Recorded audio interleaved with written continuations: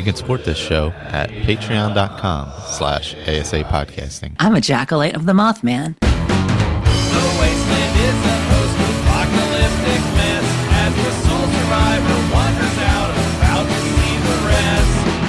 Nuclear explosions sending out the gamma rays from deep within the core, frozen atomic waves. From deep within the core, frozen atomic waves. Hello and welcome to the 482nd edition of the Fallout Feed. I am Andrew, joined by a flock of my favorite Fallout folks. Tonight, I've got Jess. What's up, Jess? Hey, Andrew. Greets, everybody. And also Ray. What's going on, Ray? Hello. We have been off for a couple of weeks, but we are back. I was up in Fahaba enjoying coastal Maine. Beautiful, beautiful time. Was had by all a good time to go off and see the family and take a little time. So thanks everyone for letting us take a few weeks off for. Yeah, sorry for the lack of break. content, but I hope you got to see some of the content of Andrew's pictures he shared on Facebook and in a few chats. And I didn't see any gulpers or anything like that, but we did kill a fog crawler, so it was pretty cool. Pretty good trip. All right, tonight on the show, we will get into our gameplay, as per usual off the top. Have a little game time. I've prepared 2 games. I've been doing lots of the STP, or skills, traits, and perks, and Mapalachia. They're kind of easy to crank out, and I think that they're still pretty fun little games. So they seem to team up pretty well together, and I've been having a good time playing them recently. I like it. A 1-2 punch. If we get one wrong, at least we do better on the other. So, Oh, I'm trying to stump you on both. The we've got a terminal velocity, Solyor sent in. Some more West Tech entries. This entry is about advanced mutations. So we'll check in with more ongoings in the West Tech facility. Also, some iguana bits tonight. Looks like a good dose. So a couple of shouts on our way out the door. But Jess, I think we should, off the top of the show here, mention the prize posse real quick. I want everyone to join up in the prize posse so that you can win some knickknacks and Fallout memorabilia. Ray and Jess will compete, or any special guests we have, to win prizes for you guys out there in podcast land. So get your name on either a list in the Facebook group, or there's one on Discord, or you can just email in falloutfeed@gmail.com. So let's check in with everybody else. So what we've been doing the last couple of weeks. Ray, did you get a chance to play any video games, or just anything otherwise you've been getting into fun the last couple of did you weeks? get a chance to not play video games the last couple weeks? Did you get a chance to live life a little bit? I pretty much kept on schedule. Attaboy. So, no slowing down. But since we don't want a 6-hour show tonight, I can condense it down a little bit, because this is my 3rd podcast this week. Oh, good Lord, Ray. Fitting them in. So you can catch all my Skyrim gameplay on the Skyrimatic podcast that should be released. There was a big update to No Man's Sky. So you can find out all about all that stuff on the newly released episode of Butcher Baker Candlemaker in Space. So Hi, Space this friends. may be one of our fastest turnarounds. So we recorded it Thursday morning, and I published it this morning. So that is awesome when it happens. But like when you're all caught up, you're actually on the ball 24-hour for publishing the show. turnaround. Look at you. Good job, guys. So, but quick preview on that. Like, are we excited about the new expedition and the update? Yeah. So the one that we had just gotten off of was fishing. Oh, fishing. And that was, very chill and relaxed, and about the toughest thing we had to do in that one was fish during a storm. But this latest one is it's a Halloween expedition, so it's spooky and creepy, and the rewards are very commensurate with the with the theme of it. So I did post a picture of my character with the latest headgear in the No Man's Sky Discord channel on the ASA podcasting Discord. Yeah, that has been lighting up the last couple days. Yeah. So lots going on with that. It's a little bit of a mind bender. You have to run around doing all these quests while you have voices in your head. So that was a little bit trippy. So Fallout London released a new update. So they went to update 1.02. And so I thought, I should try to do the Camelot quest line. It was bugged out or something. Yeah, it had bugged out for me previously. So I spun up it was a new character, but it was based on my original knight. And so I redid that character, and now I am happily trudging through the Camelot quest line. It takes a bit to get to that point. So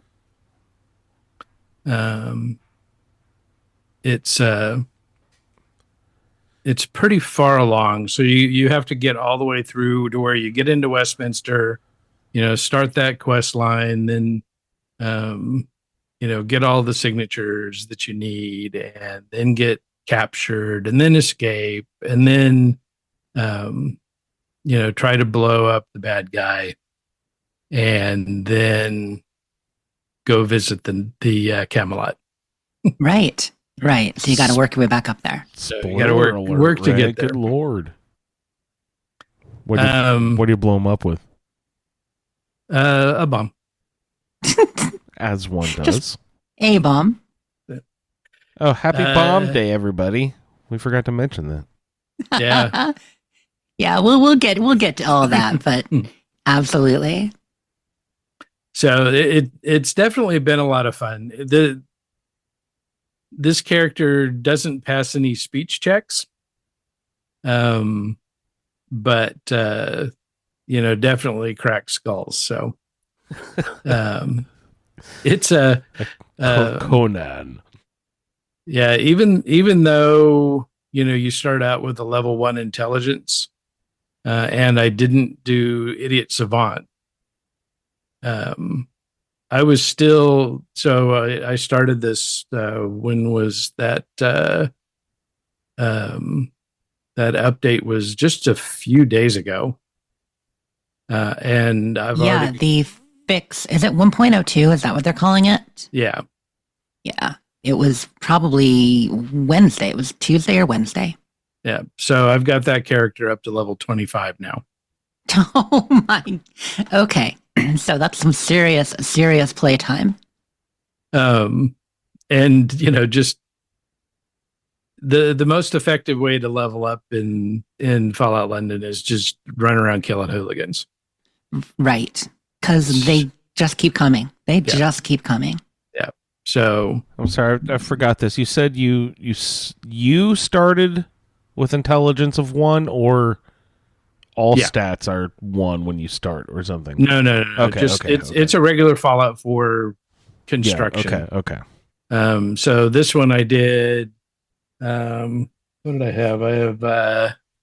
He's got it written down. Of course I do. I've got all my builds are written down. So a strength of 10, perception 1, the endurance is 5, charisma's 1, intelligence 1, agility 9, and luck 1. Oh, wow. Okay. So it's all power. Min max, right. You know, Fast and strong. yeah. So you don't want to just stand there and get shot. You know, so you have to be able to sprint. Of course, I've got blitz, but you still have a lot of ground to cover before blitz kicks in. So a lot of sprinting. You know, all of the perks that help you swing faster. So Slayer, run faster, which is Chariots of Fire. And that's funny. And Does it so have a it's lot of fun sounder to play. when it chimes? Does it No. do the like cha cha cha cha? No, when you pick the perks, it does. But Oh, that's funny. yeah. Good on him. So his stats are a little bit higher now because I've gotten the beer coasters, Right. and stuff like that. So it's all good. And then a lot of my levels, I've taken extra endurance, so my endurance is up to 9. But it's a really fun way to play. You get a longsword very early in this game. So when you go to the Hound to pick up that beer coaster there, Is it in the safe or weapon case upstairs in an office? it's on a table in that room where the Okay. the office with the safe. Can dog Just- meat get it for you? No. Just to the right of that safe on the floor is a longsword. And so you can start your knight character off with a longsword very early in the game. That's awesome. I knew that I had gotten it there somewhere. So You show up to a So sword that's- fight. Do you go long sword or broadsword? longsword. Because the furthest reach always wins. Well, in this case, the hardest hitter. It's fair.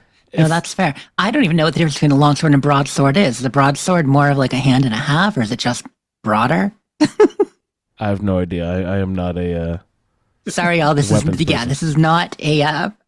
We are not experts on military Yeah, You know, this isn't it's not forged. old martial weapons. Yeah.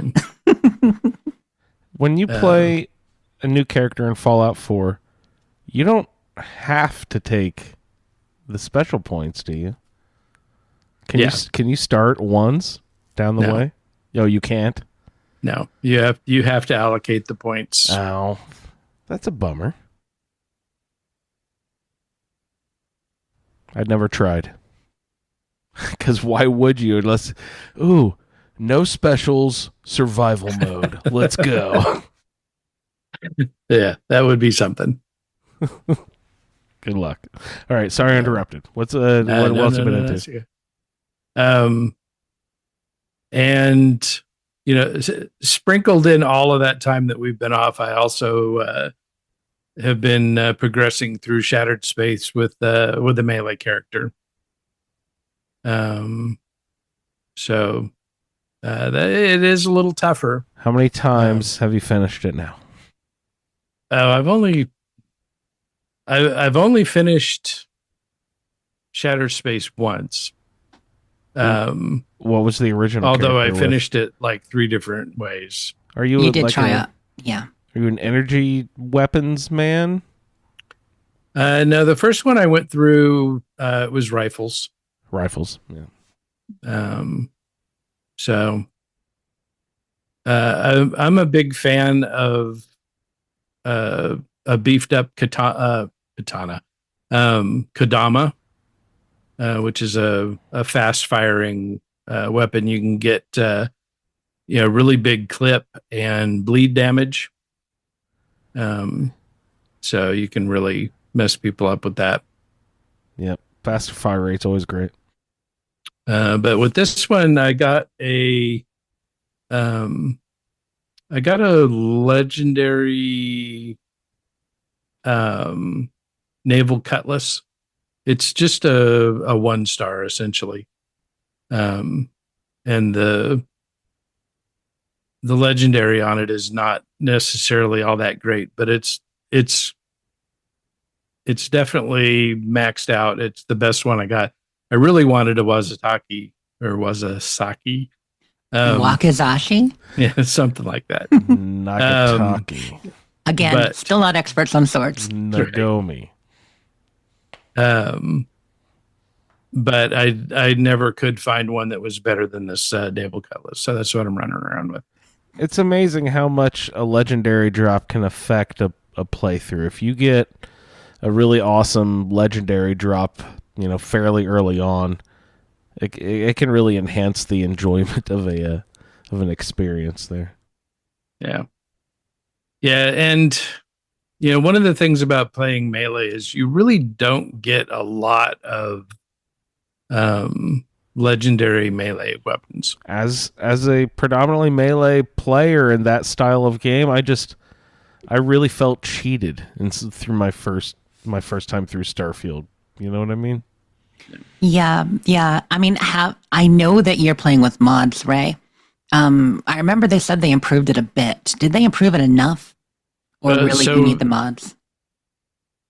Yeah. So I'm not running that mod anymore because essentially what it was it originally when Starfield first came out, melee weapons didn't have any levels. So You could It get was legendary just- ones, but they were all basic or something. basic, right? yeah. Yeah. So that mod added the tiers to it, so you could get higher level. So advanced weapon, Expert. Blah blah yeah, blah. all that. They added that to the base game, so I took that mod out. Oh, did that come with this update now? When did that come in? It was a couple of updates ago. Okay. Um, Because that's cool. I don't know if I actually realized that, so I should definitely give another Melee a go. yeah, That'd be fun. yeah. And it also works out good because my standard MO when I started character in Starfield is as quickly as possible I take the frontier to Serpentis 5C. And start And- getting those levels. But also start farming helmets and boost packs from the collapsed mines. Also with that, you are guaranteed to get at least one, but many times two melee weapons. And because it's a high level system, they are advanced weapons. Wow. So Go ahead. the collapsed mine, is that one like a cave where you go in and there's always a dead body or two there you can collect them from, like free loot? Yeah. Or is that one of the mines you have to actually fight your way all the way through? No. So as long as you're on a moon that has no fauna, Mm-hmm. then there's nothing inside the mine that attacks you. Okay. Killer. Or not So- killer. That's yeah. awesome. So Free it's, loot. it's Unkiller. free loot. And, because you're in a high level system, you always get, high level loot. How do you tell So- if a moon has fauna from space? Can you scan that information from space without landing? Yeah. Yep. Nice. So, but if, the only time I vary from 5C is if when I get there, 5C has hostile activity. I'm not jumping into that with the basic Frontier. So I go to 5B. There you go. And why That why works. 5C? Did you say? 5C just because it's relatively flat.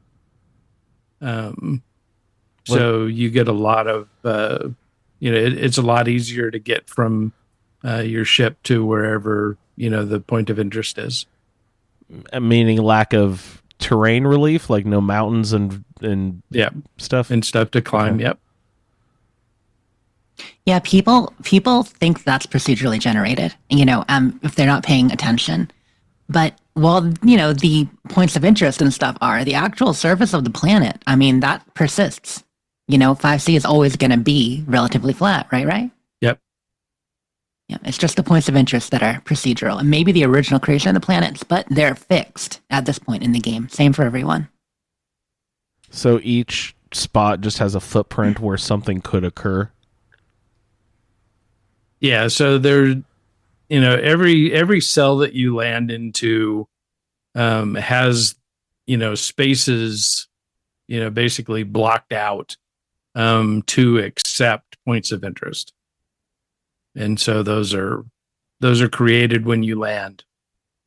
And we would call those random encounters in Fallout 76 or whatever, right? Sort of. I mean, points of interest are points of interest you discover on the map, but these ones are random points of interest, okay. so that does make them a little different. Yeah, because they're randomly placed each time, each new time you play. But each time you come back, it's there. But if you start The a new same. game, it might not be there the next time. Exactly. It won't be there. You're guaranteed it'll be different. Okay. Yep, you got it. One of the easiest ways to see this is if you start a character, with the vanilla start. When you land at the Crete Observatory, Yep. the points of interest around you are going to be different Every time. every time you create a new character and start there. But the place you land and the terrain, exactly the same. Is always the same. So And that's how it works in Starfield. so when you get out of the ship and you're facing the laboratory, there is a mountain, a flat top mountain off to your left. That mountain is always there, but what's on the mountain is different. What's on the mountain, Ray? Depends. Sometimes it's gold, sometimes it's a terramorph. No. Well, So that's a perfect segue when we get to my gameplay. well, so that's about it for me. So perfect segue. Segway. So I started a new character in Starfield. Speaking of Crete, so, I'm getting in and I want to finish Shattered Space. I need to finish Shattered Space because the goal was finish London by the time Shattered Space comes out. It didn't happen.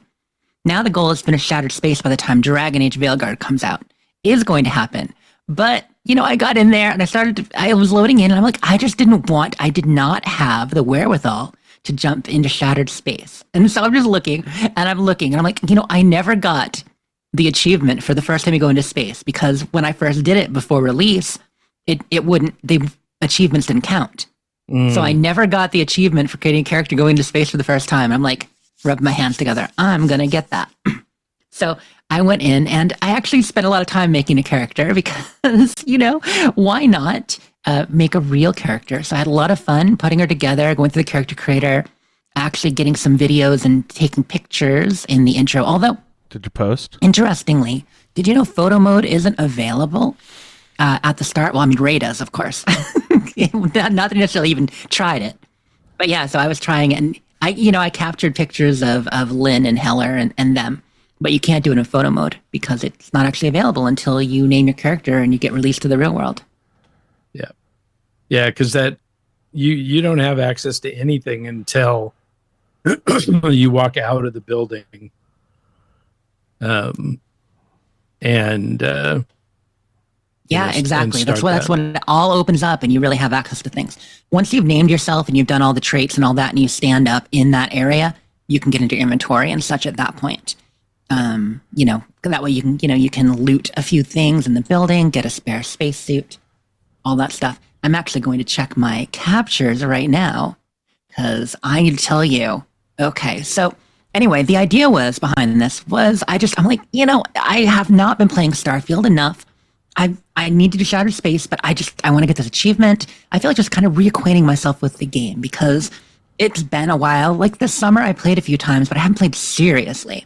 And I wanted to get in and tweak the settings. So, new character, gave her a backstory. I think I went Scoundrel, Ray. I went Scoundrel.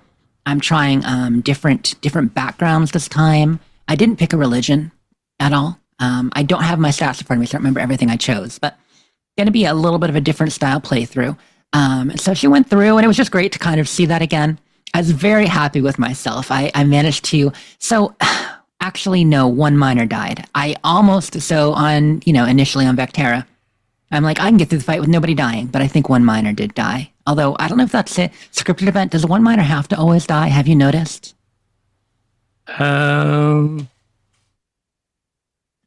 I'm not sure, but I felt pretty good taking out the spacers. I'm like, it's been a long time since I've actually done the vanilla start. Well, it was just fun getting through all that again, seeing Lynn and Heller in the natural element. And truth be told, I don't always, that, not necessarily a priority because they're more likely to drop a med pack than a pirate will. So the more of them that accidentally die during the fight. How very mercenary of you. That's hilarious. I mean, it is easier to loot the dead than the living. So I get much that. Less protest. Yeah, a whole lot less protest. And that girl in the intro, don't touch her sandwich. She gets mad. But yeah, so got in there, just kind of seeing them again, the way, Lynn kind of, she's complimentary, but she's definitely a boss in the beginning. And it's just fun kind of re-seeing the intro. And it also, on a second playthrough of the actual beginning, I mean, technically, I did it twice when I first played, but that was forever ago. It is funny that they do have you, of all people, kind of go forward into the cave and do that, because thinking about it at the time, like, yeah, you've proven yourself. She's like, you're doing pretty great for your first, time out. You just, first big trip with them. You do like you did again. You harvest some stuff. But why would they send you in the cave for the big find that they're kind of contracted to get? It does seem a little bit staged. Well, I mean, it's sort of anticlimactic to start a video game and be like, all right, that guy's going to go off and do something cool. You stay put right here and wait. But got to see all that, get the stuff, went through the battle, had fun fighting, took the frontier, went out there. I was worried. I'm like, I'm out of practice. How am I going to do in space battles? No, it was fine. It was fine, even on the hard settings. So that's good. Made it to Crete and started exploring and just got through that stuff. But one of my first battles. So after I landed on Crete and you kill the first pirates, Crimson Fleet, in the Crete Research Lab, they dropped a gold legendary 3-star equivalent, or is it 4-star or 3-star, whatever it is. 3. Skip shot modified Maelstrom. So I've got instigating, which is not the best on a Maelstrom since they're weaker bullets, but still good to have. Med theft, yes, extra med packs, awesome, because I'm playing on hard with this character, and skip shot. Every 4th shot is a 2-shot, so a 3-star Maelstrom, and that's definitely gonna kind of change where I put the character. You know what I mean? I'm gonna focus more probably on either automatic or maybe keep it semi-auto and just buff it up and make them more of a rifle sniper instead of my usual pistol, shotgun, or whatever. Does every 4th shot that shoots 2, does that 4th shot actually do double damage? Yeah. Awesome. Yeah, I assume it's double. It could be like a 2-shot in Right. Fallout, where the 2 shots actually 50% more, but it's still it's more damage. Yeah. Yeah. It's typically the base damage without any of the previous No perks. modifiers. Right, exactly. So that's good stuff. And yeah, that was just fun to get back into Starfield that way and create a new character, see the intro. Now, am I going to continue with this character? I'm going to keep him on the back burner for maybe playing, because I do need to get in there and finish Shattered Space. And I was going to do my second full playthrough, which I will start soon, hopefully, on my original character in New Game Plus. Give up all her stuff at all 500 hours or whatever of stuff, and to go through the Unity. But now I've got the second character, and she's pretty cool too. So we'll see. Yeah. Now, you can farm that guy for, whatever kind of, weapon you want.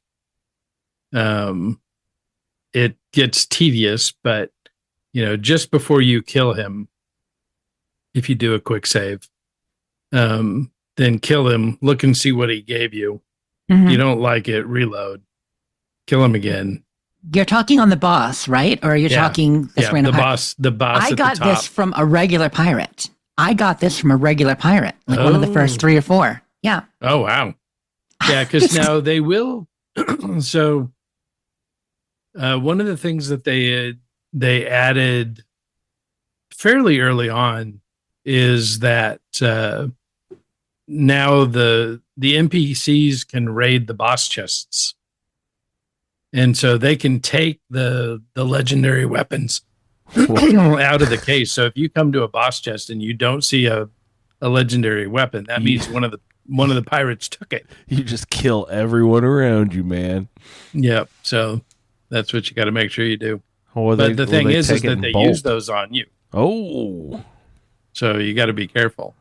If you got somebody that's just absolutely smacking you, they probably picked up the boss chest item and, have a legendary gun they're using on you. That's funny. That's really funny. I'm kind of glad they can do that. I like the element of surprise there. Yeah. But so that's it for Starfield, and then Fallout. I had been apologizing a lot the last month for very little gameplay compared to usual, because I had been very busy. I'd been in game a lot, but I was recording things and floats, and obviously now most everyone knows it was for the Fallout Day celebration that happened on Wednesday. Big ol' stream on Bethesda's channel. We had a 4-hour spectacular for Fallout for Hope, running it to benefit St. Jude's, as we often do, but with a lot of Bethesda promotion, which I'm sure some of you saw on your Xbox dashboard or Facebook or various socials or whatever. Really, really humbling to be asked to do that for the whole team. And it was a good bit of work to put together, which is why if I ever seem to be complaining, I wasn't complaining, but I was just busy. And I felt like I had to apologize to you all for making Andrew and Ray carry the bulk of the gameplay and whoever our guest was. I didn't carry any bulk.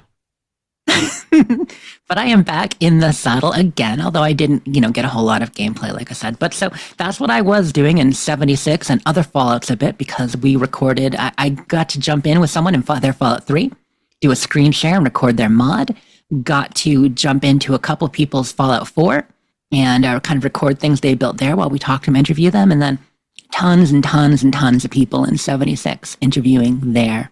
And then finally, I actually, kind of a last minute thing, we decided, we need to do an official Fallout for Hope float to kind of cap it all.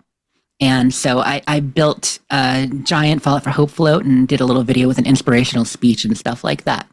But our production was intended to be around 4 hours, okay? 2 hours, myself, along with Wreck-It Renee and my friend Shred from Elgato Pub and Tuniversal. We were the 4 hosts for the parade stuff. But then I got everybody's videos and I did, the editing and sound balancing and all that and got them ready to go. So we were supposed to be 2 hours. Then the other thing was going to be 2 hours of musicians, and we had cosplayers and, collectors, and we had a bunch of YouTubers. Most everybody contributed. We had a lot of the YouTubers, Oxhorn, Juicehead, Mantis, many, many, many more.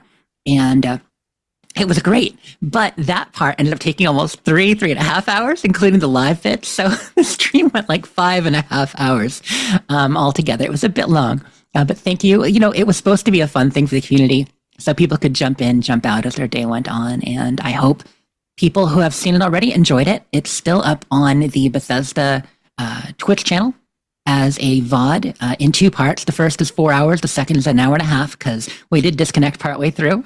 As sometimes happens when you've got to stream that long on Twitch. And we are putting it up on YouTube on the Chad Fallout 76 podcast channel, as we usually do. But this year we're doing it differently. In fact, we are going to do it in a week or so. And surprise, surprise, I was talking to Kenny. We're talking about how to do it. You know, do we do the whole parade? Do we do it without the live bits? And we said, you know, in order for people to actually see what they want to see and find stuff better, we broke it up in sections. So all 5 videos went up this evening, shortly before the show. And we've got a video that's just all the camp tours together. So me and the crew going through those with the interviews. We've got another section that's all the YouTubers, another section that's got the devs and various crafts, and one for musicians and such. So they're separate videos for separate sections. You can watch what you want to see. I will drop some links in. And yeah, so that was wonderful. I've got a lot to say about it if you guys are curious, but long story short, that's what I've been up to. And it was still, you know, into our break, still working on that a lot until about a week ago, finally kind of wrapped all the pre-show work on it. I do want to say also a big thank you with that too, because so many people came out to support. Now, there were 2 levels to this. First of all, Bethesda jumping in with the promotion, allowing us to do it on their channel. Like, they had us do the Fallout 76 5th anniversary before. That's something we were doing with Bethesda, and it was a Bethesda production. This was actually them inviting Fallout for Hope to come in, and we were actually able to raise money for charity at the time and do it as kind of our own production on their channel, which logistically and from a corporate standpoint is rather different. A real honor, a lot of trust there. But they had to do a lot of promotion of their own stuff too, because of course they started Fallout Day with a 20, we thought it'd be 20, 30 minutes. So it was a little over 20 minutes, a 20-minute video where they're talking about upcoming content, you know, a content preview and stuff for Fallout 76. So that promotion was great. But of course, because it was so heavily promoted and they had to focus on what they were doing more than what we were doing, they talked about their thing. And then, you know, plus the Fallout for Hope post show, a lot of people came with the expectations that there's going to be a huge announcement. And it was what they said it was. Like, the majority of the tweets and the articles said 76 content preview, new features, all that. But, you know, with all that level of hype, we had over 20,000 people watching near the beginning and hoping for that Fallout 3 remaster. Or, you know, New Vegas remaster that's never even been rumored, but maybe. Or Fallout 5. They really thought that there was some big announcement, even though nothing was promised. Yeah, nothing was promised, but there was some hype. You know, but they were very clear. Like, in the article and a lot of the promotion, it said Fallout 76 content preview, see what's coming up next to Fallout 76, but they didn't every time. And of course, people are like, well, why would they hype? Because the people who don't enjoy 76, and I know that's true of some of our listeners, and true of some of the people there, they would think, why would you hype that? Well, keep in mind, Fallout 76 is pretty popular. It does deserve the hype, and it is the current big project. Like, there's no reason why they shouldn't hype 76, even if it may be one of the less popular Fallout games. It is an ongoing money-making scam, basically, so they keep it coming, you know? There you go. Yeah, so I just want to thank you all for continuing to play. And like I said, we got so many people out there, so thank you everyone who came out, but also everyone who stuck around, because while some people at first were like, wait, this isn't what I thought it was going to be. We didn't get a big announcement, and now there's all this fan stuff. Why do we have metal violinists playing the Fallout theme? And somebody making drinks, like we had Fallout bartenders, and we had Mrs. Fallout, of course, on there. You know, our friend Mrs. Fallout making a dessert, and like, why did she add so much blue food coloring to that whipped cream? Oh my goodness! Like, this is such a weird stream. There was claymation, there was animation, there was all kinds of fun stuff. There's, you know, celebrating how weird and wacky and wild the wasteland is, and the Fallout fans, we kind of are too. What Fallout drinks were served? Oh God, I'm sorry off the top of my head, I don't remember the ones we actually a feature there from the bartender, but there were some good ones, and you'll have to watch to see. How about that? Ooh, enticing. But where it was really getting with all that, where I was really getting with the thank you part was a lot of people stuck around, and thank you for those who did, and thank you even more for those who donated to support St. Jude during the stream. It was the largest single fundraiser we'd had in a day for St. Jude. Over $17,000 donated, and just in one day. And that's brilliant and amazing, and y'all are absolute heroes and always have been. And that goes for those who could donate and those who couldn't donate, because just watching, just being there, just sharing it, just being present and saying, hey, this is a thing that's happening, you all should check it out. It helps awareness, it helps promote it. And yeah, so the team is kind of on cloud nine. It went very well overall. We were really happy with it, despite the fact it did go longer than we intended. And we do apologize for those who are waiting to see their float or something happening in the last hour, being like 5 hours instead of 4. I understand some people had to like put off dinner and such. So, thank you, everybody. Damn, you're interrupting their dinner? Yeah, but for a good cause, And I mean, just put it on in the background and just enjoy. It was Fallout Day, not just a Fallout hour. It was a full day, and hopefully we celebrated in a style. Hopefully everybody loved it. I know I did, and I'm just really proud of the team and everybody who contributed. I know you mentioned we can still go to Twitch and watch it. It'll be on the YouTube by... yeah, it is actually now. No, they put it up before on the YouTube? show. Sweet. Yeah, Good. we put it up and divided by category. By category? Cool. Yeah. And can you still donate for anyone who's interested in that? So the campaign, our official campaign season is the same as always, November 14th to December 30th. But we did start the event early because of this event. So the main campaign is open. And if you Fallout for Hope streamers have theirs open, so yes, you can still find it and donate via. I believe there are links on the YouTube and the links on the Twitch. It may close at some point soon, but it will of course reopen for the holiday season, November 14th to December 30th, as it has in past years. Beautiful. Yeah, and I mean, I'll be doing stuff at the time too. So, and a lot of people will. Well, congrats on the 17K. That's quite impressive. Yeah, that's nice. Thank you to everyone who donated, and people in the chat talking about us too. We got some friends mentioning it, and they enjoyed some of the musical acts. Yeah, we did more musical acts this year because it was one of the most popular things for last year at the Fallout 76 5th anniversary. So I think we had 8 musical acts. It was a lot. It was great. But so that was my 76 gameplay. Was a lot of building and interviewing and stuff like that. So in the last week, one thing that I did manage to do. After a lot of these interviews and stuff like that, I was still in there. I was still grinding a bit because if you're logging in, you're seeing 2 or 3 floats, you're talking to people, but you're in the game. You might as well do your weeklies, right? So I think I got my weeklies done the last 4 weeks in a row, and I am currently like 78 on the scoreboard, which considering I was in the 20s 3 weeks ago or so, 3-4 weeks ago last time I reported, pretty happy with. That's pretty amazing. You are about 78 times my level. No. Really? You're only 1? You're not grinding at all yet this season? I don't know if I've turned the game on in a month. I'll probably have lots of atoms when I log in again.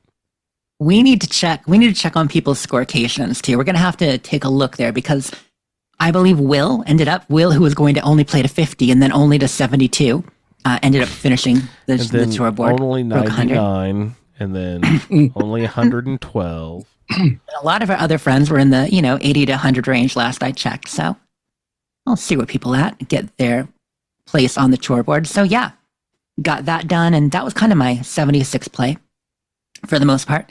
The update has happened. We'll talk about that in Iguana bits. But I will say right now, Fallout 76, it is kind of funny because all the celebration, but this has been one of the slightly messier updates we've had in a while. So, if you're having extra crashes and disconnects and a few things like that, yeah, we all are. But the sports are out there. So, sports hunt, but is there good prizes this time? Anything fresh, fun, new, exciting? Yeah. Yeah, so the trick or treat challenge this year is very fun, and there's a jack-o'-lantern dress. You need to be able to, like past years, you need to give out candy for at least 3 days out of 7. All right. So, because remember that first year you had to give out candy 5 days? Now it's only 3. Much better. Ooh, So- that's achievable. Yep, give out candy 3 days, and then 3 days out of 7 during week 2. So you got to do it for 2 weeks, but it's a really cool Halloween jack-o'-lantern dress. Am I too late? Has it started? Did it start Tuesday? It started Tuesday, or was it Wednesday? No, it started Tuesday. But yeah, you're going through Saturday. 22nd was Sunday. Tuesday. I can do Saturday, through Sunday, next. Monday. I can You've got I plenty. can nail it. I can do Yep. it. You can do it. Yep. Saturday, Sunday, Monday. I like a And pumpkin dress. maybe Tuesday before the reset. You have a little bit of time.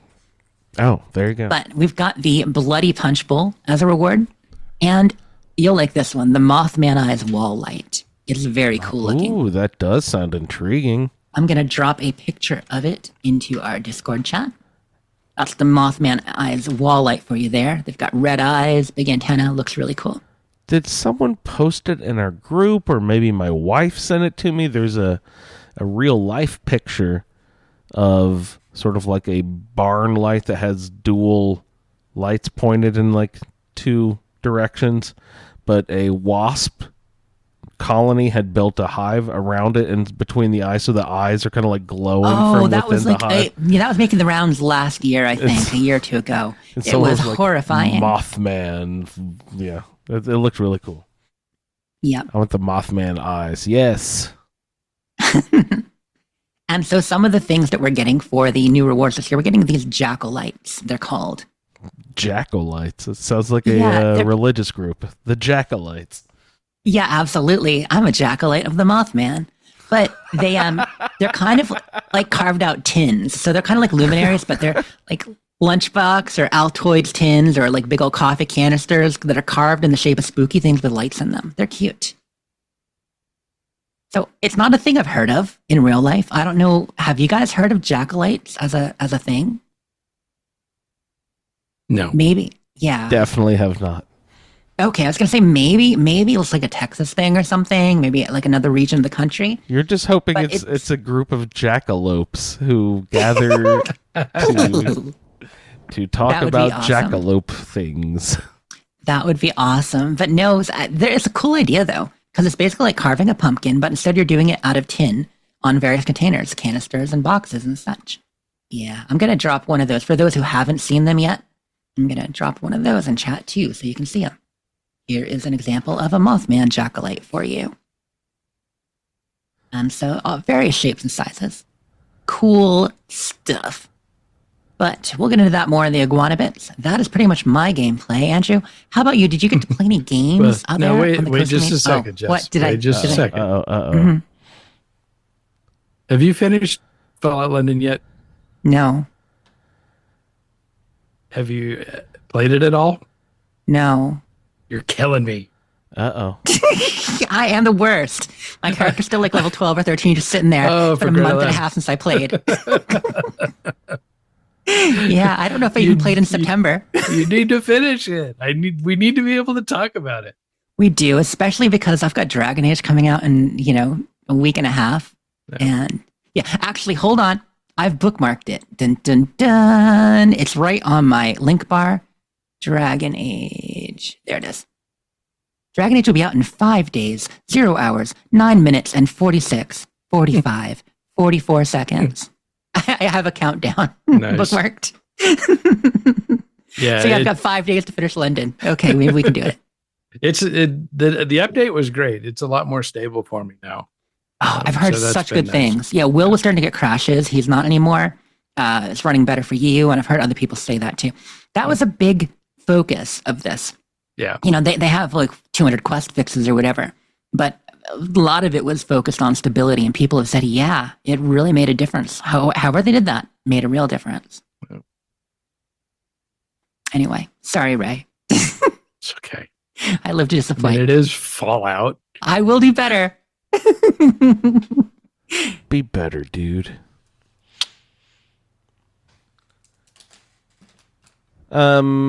So for me, I have been out and about Didn't get a ton of gameplay, but before I launch into that, I had a question for you guys.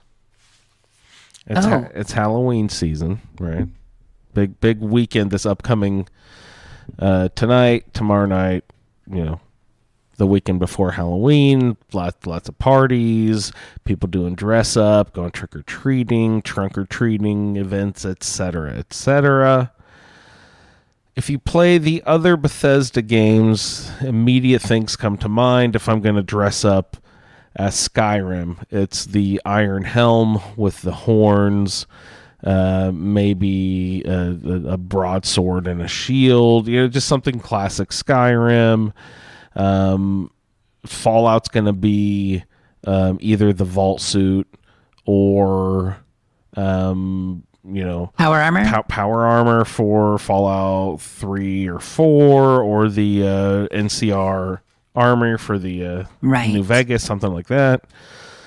If you're dressing up as Starfield, what does your outfit look like? Well, definitely not the Astral Lounge spectral fish gear, because I do not want to wear luminescent spandex. I don't know, Ray. What are you thinking? Is it the Constellation spacesuit or something? Yeah, I don't know. There's nothing really iconic. Yeah, that may be a lack. Like, I mean, when I think it, I picture the Constellation spacesuit, because that one specifically, the one, Sarah, Barrett, Sam, everybody wears when you're out with them, or you wear yourself until you get something better, or if you get the Gen 1, the really good one that's even leaner. Like, to me, that is the Starfield iconic. But to other people, I feel it's the Starfield. I feel it's the Starborn. That the Starborn are iconic to them.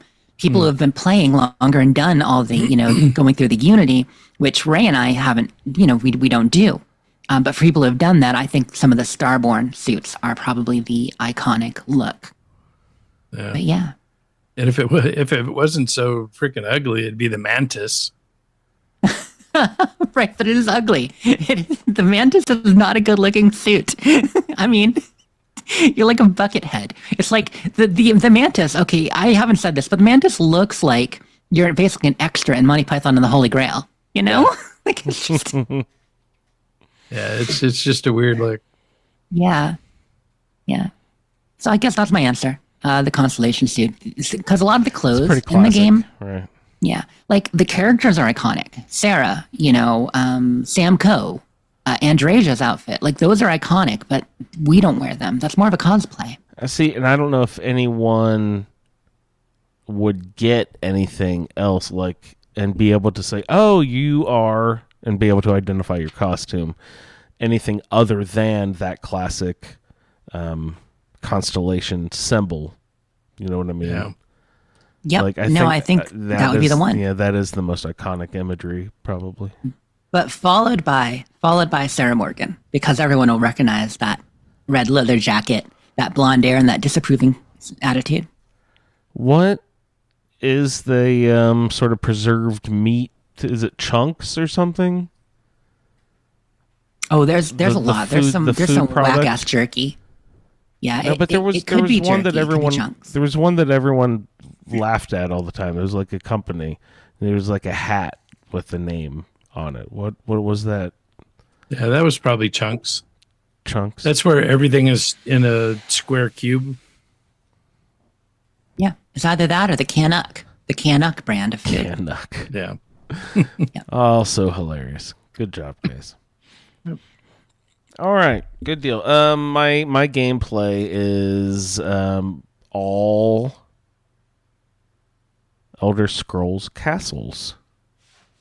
I was on the road.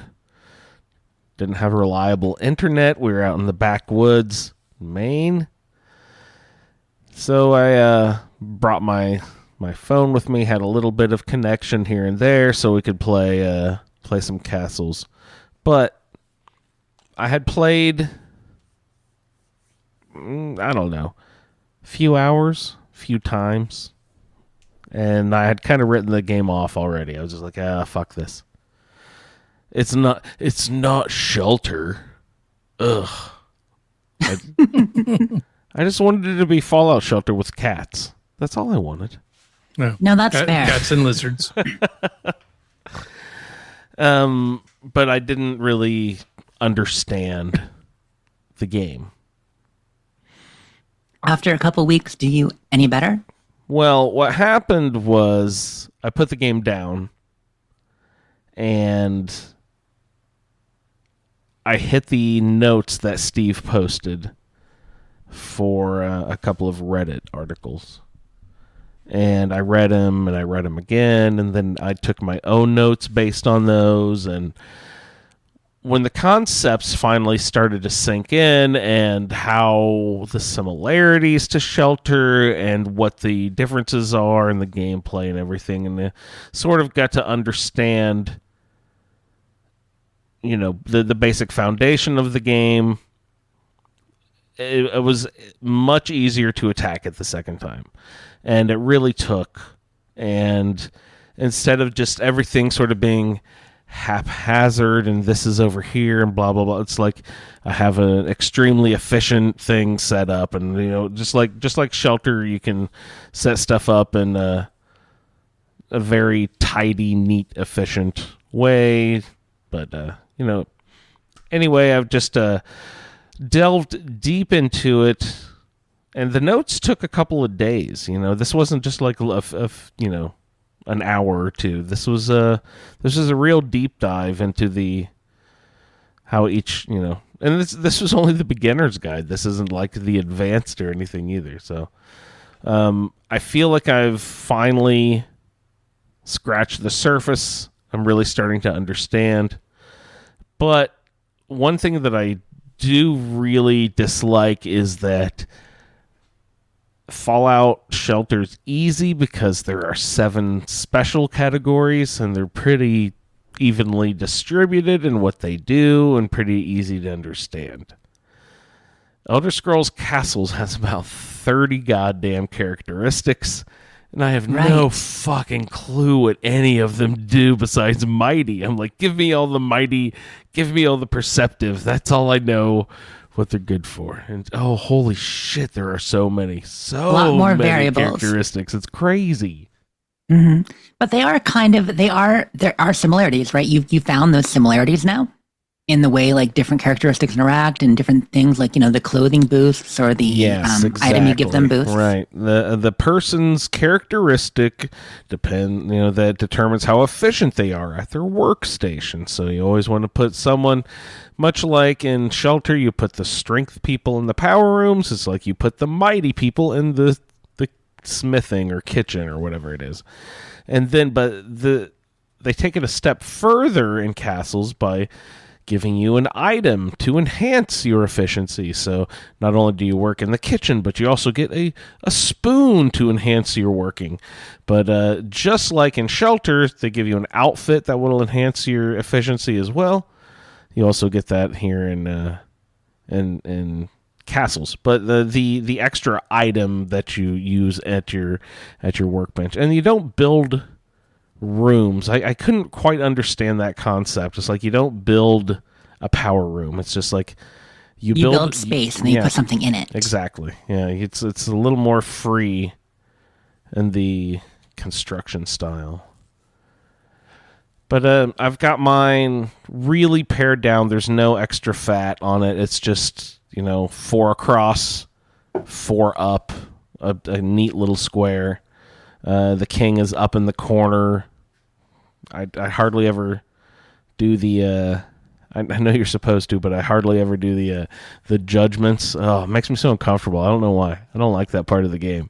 I don't like it when people get mad at me. I don't want people judging me when I'm playing my phone games. They say it's good to be king, but heavy is the head. So it is. They don't know. I mean, overseer is nice. You get a desk. You don't have to wear a crown. Yeah. Oh, and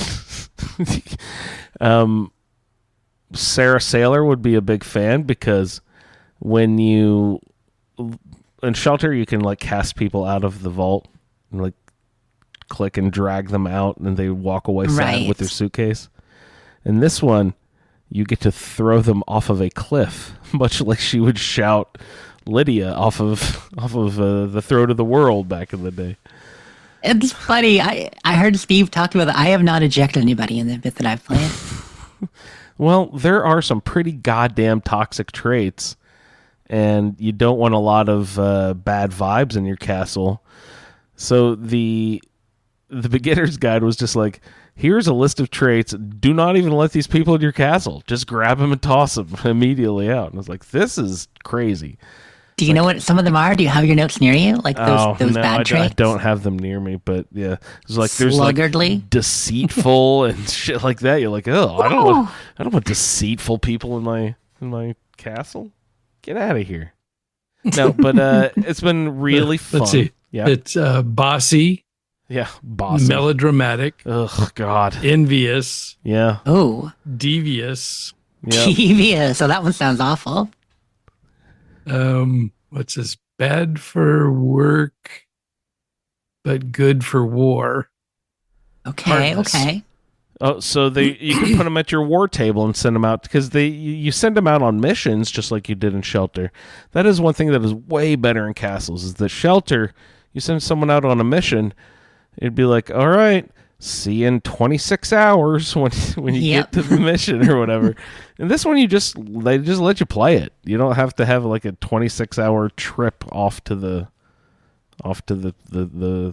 adventure. Right. Now, is there anything beyond where you've gone so far? Because I haven't gotten that far. Is it still just the challenge run? You just go scenario after scenario and you can go, to further ones. Are they all just battles? As far as I can tell, yeah, that's but that is one thing I have not done as much as I should have, because there are things I should be able to make by now that I just realized the other day. Oh crap, that says I have to have a level 48 on the map in order to unlock wool production or something like that. Or Oh, I didn't realize not- those were not connected at wool some or something. point. Yeah, but they make it, so I was like, crap. So now I have to like start playing a bunch of just the adventures. Now I spend too much time tinkering around in the workshops and stuff, so I need to concentrate more on the adventuring, which means creating better outfits, creating better weapons, better shields. But it is fun. It does have that general loop like Shelter when you're actually just in the castle. Like you can just sit there, you can click things, collect it, make the noises. Tap tap tap tap tap tap tap. I am Exactly. happy. Tap tap tap tap tap. Makes Then you the occasional decree. yeah. But there's no one thing I was kind of bummed about. There's no like bandit raids. There's no fires. There's no giants attacking the outside of the castle. Well, there is a dragon battle. I actually haven't gotten to a dragon battle yet. Every 25 levels is a dragon battle. I still haven't done 25 levels yet. But yeah, I'm kind of missing that aspect of it. Yeah, that is definitely lesser. Not having any of the battles come to you and having to defend. Instead, you have to defend yourself in the throne room, in the court. And I can't really tell what's up with the bedroom yet. I wanted to see if I could figure it out without looking it up, but I might have to look up. Have you not made babies? No, I've made tons of babies, but just okay. Sometimes they're not interested, and I'm like trying to figure out why. It's like I don't think they're related. I don't think they're blah blah blah. So I'm like, they have a 24-hour refractory period. I know that one too, but there's sometimes that they don't like each other. I think there's some characteristics that don't mesh. Maybe I could be wrong. Oh, that might be it too. I could be wrong about that. But I mean, are they married? Wait, do they have to be? No, you can marry people, but as far as I can tell, that only gets you into trouble because then they complain about it when they sleep with someone else. Otherwise, I don't think it's an issue. Huh. Okay. So they're not quite, I'm not mix sure and about matching that. like I'm not sure. like some of the legendary characters. I'm sure Steve will be like, "You guys don't understand anything." Probably. He knows. In fact, Steve's going to be on in a couple of weeks to talk to us Right. about castles. So look forward to that, y'all. He has played more than anyone. it was because Steve vouched for the game that I knew that I had to go back, give it a second chance, take some notes, actually understand what the things are happening here, and give it a good shot. So he's going to come on in a couple of weeks and give me some more thorough lessons. We'll say maybe we'll dive into the second level, and I can actually figure out what the hell is happening in this game. But that was basically my gameplay the last couple of weeks. Was lots of castles. Didn't really do a ton of Any gaming adventure in Maine specifically that you'd want to share on the podcast, like game related or Bar Harbor related, anything like that? Oh, Bar Harbor's kind of a nightmare. When this it's time busy. of year. Yeah. Yeah, it's extremely busy. Any story I would tell now would just kind of be complaining like, oh, we can't find parking. Tori here. Hop out with Mo. Go get us a table at this restaurant, and I'll go find parking, and I'll come get you. And then 45 minutes later, she's like calling, hey, we've been sitting here. We're ordering. Where are you? I'm like, I'm still circling, looking for parking. Yeah, you know? that is hard. I mean, this time of year is not usually as bad on Mount Desert Island, but Bar Harbor during leaf peeping season, I mean, it does. It is. Yeah, it's bad. It does. But there's a lot of places on the island that are not quite so busy, and certainly the area you were staying in Maine, plenty of them are not. Like if you were closer to home. And the whale watch was canceled because of the high seas due to remnants of the recent hurricanes and such. Yeah, it was rainy the first few days, really high winds, white caps on the sound, which is usually really kind of glass smooth. So it was the weather totally cleared up and cooperated the last half of the trip, but it was still a little hurricane-y. So the actual Bar Harbor, Far Harbor section, the couple days you were going to visit there more often, did not work out as well as planned. But it's okay, it's just there's so many people around, and I was just looking for Captain Longfellow. Be like, hey, Yeah, let's go have a drink, bud. absolutely. Tell me some of your fishing stories.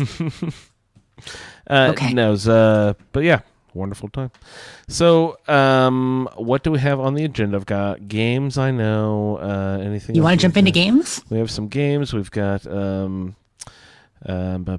Terminal Velocity, but I think we should do some games. So, how about let's play some game time? What time is it? Game time! Woo! And for our first game, I have Mapalachia or STP. Let's play Mapalachia here first. And in honor of Bomb Drop Day, you guys, I thought I would expand our Mapalachia game quite a bit to the entire world of Fallout. Andrew, we need to roll for the prize posse. We need to start our prize posse. Oh, I totally forgot about that. Okay, prize posse. Let's roll it up here. Explain how we are doing this. I believe we've got some people with numbers assigned, and you're doing a random generator or something. So what we currently have, we have 10 people who signed up for the prize posse. And remember, if you want to sign up for the prize posse in the future, just let us know in Discord or via email or in the Facebook group. And what we're doing, we have currently 10. So we're going to roll a 10-sided die in Discord to determine who I'm playing for and who Ray is playing for. We've got 10 people have entered so far. They're numbered, and we are going to roll momentarily. Are you guys ready? I believe so. If I wanted to look at the roll, I go to Discord and... Yep. In the Discord, in the live chat. We can do it in front of everybody here. So I'm going to do roll a d10. We'll see who we roll first. This will be who Ray is going to play for. Are you ready, Ray? Or do you want to roll for your own? Do you want to roll your own, or can I roll for you? No, go ahead. Okay. Rolling a d10.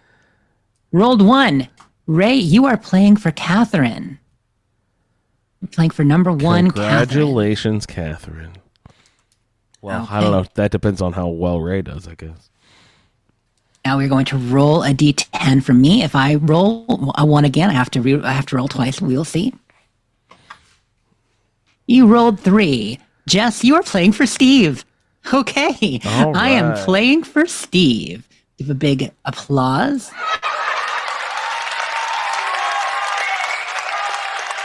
Thank you both for joining the prize posse. Plenty more. And what we're going to do, if somebody wins, if we win for somebody, they're going to be out of the mix in the prize posse pool for at least 4 weeks. We'll get a feel for it as we go, what's going to work. But that way, we can spread the love a little more. And of course, we're going to be adding to the prize posse pot. Well, that's a whole lot of peas. Going to be adding to the prize posse pot as we go on. So yeah, looking awesome. So far, just so you know who's currently in, is Catherine, Jesse, Steve, Angel, Gary, Matt, Randy, Lee, Solior, and Stratoblaster are 10 people currently in the pool. So we're rolling for Catherine and Steve this week. All right. And now we can play. Now we can play some games. We've got a couple of games here lined up, and we'll just say whoever sort of has the best combined, performance on both of these games. So a little open to interpretation, but we'll see how. Yeah, this we can goes. add the scores together. Let's do it. All right. So Appalachia, we are opening up in honor of Bombs Drop Day to the entire Fallout world. That means all Fallout games are on the board here. Whoa. All the locations all across the world in any Fallout game are in play. You will get a bonus point if you can tell me which game the locations are from. Okay. Ray, you go first. The Ready. Mariposa Military Base or the Nellis Air Force Base, which is further north? Mariposa or Nellis? North. That's a hard one. Well, Close Google Maps, please. that I will go Mariposa. Mariposa is correct, Ray. Good job. Jess, over to you. Are you going to ask him which game it's from for the bonus? or- bonus point. Mariposa Military Base. Is it 2? I think it's also It is a in 2. 1. I know it is in 1, which is what I have a quota for, but I think it's also in 2, is it not? He called me out. Jess, you're up for South, which is further south. The Tennis Museum or Captain Longnut's cabin? Okay. So, first of all, it is in both 1 and 2. So, Ray does get the point. I just wanted to verify officially that it is on the map is, in is both. in both? Okay. Yep, so he got 2 points for that. Tactics too? No, it would not be in tactics. That is central. That is central U.S. So, can you tell me further south? Who am I guessing from again? Further south, the Tennis Museum or Captain Longnut's cabin? Oh. I'm going to say the Tennis Museum. The Captain Longnut's cabin is further south. Then the Tennis Museum? Tennis Museum. Can you tell me what game the Tennis Museum is from? Well, I guess it's got to be Fallout 4, right? No? What? Right. What? London. What is a tennis museum? Oh, rude. We're including London. I said all Fallout games. You did. No, you win. That's fair. Oh my goodness, of course. I'm like, I know I've heard of this. What is it? What is it? What is it? Didn't even occur to me. Yeah, Brilliant. it's Wimbledon. It's one of the settlements. Steve, I'm so sorry. No points for me. Ray, further east. The Corvega factory or the Corvega assembly plant? Oof.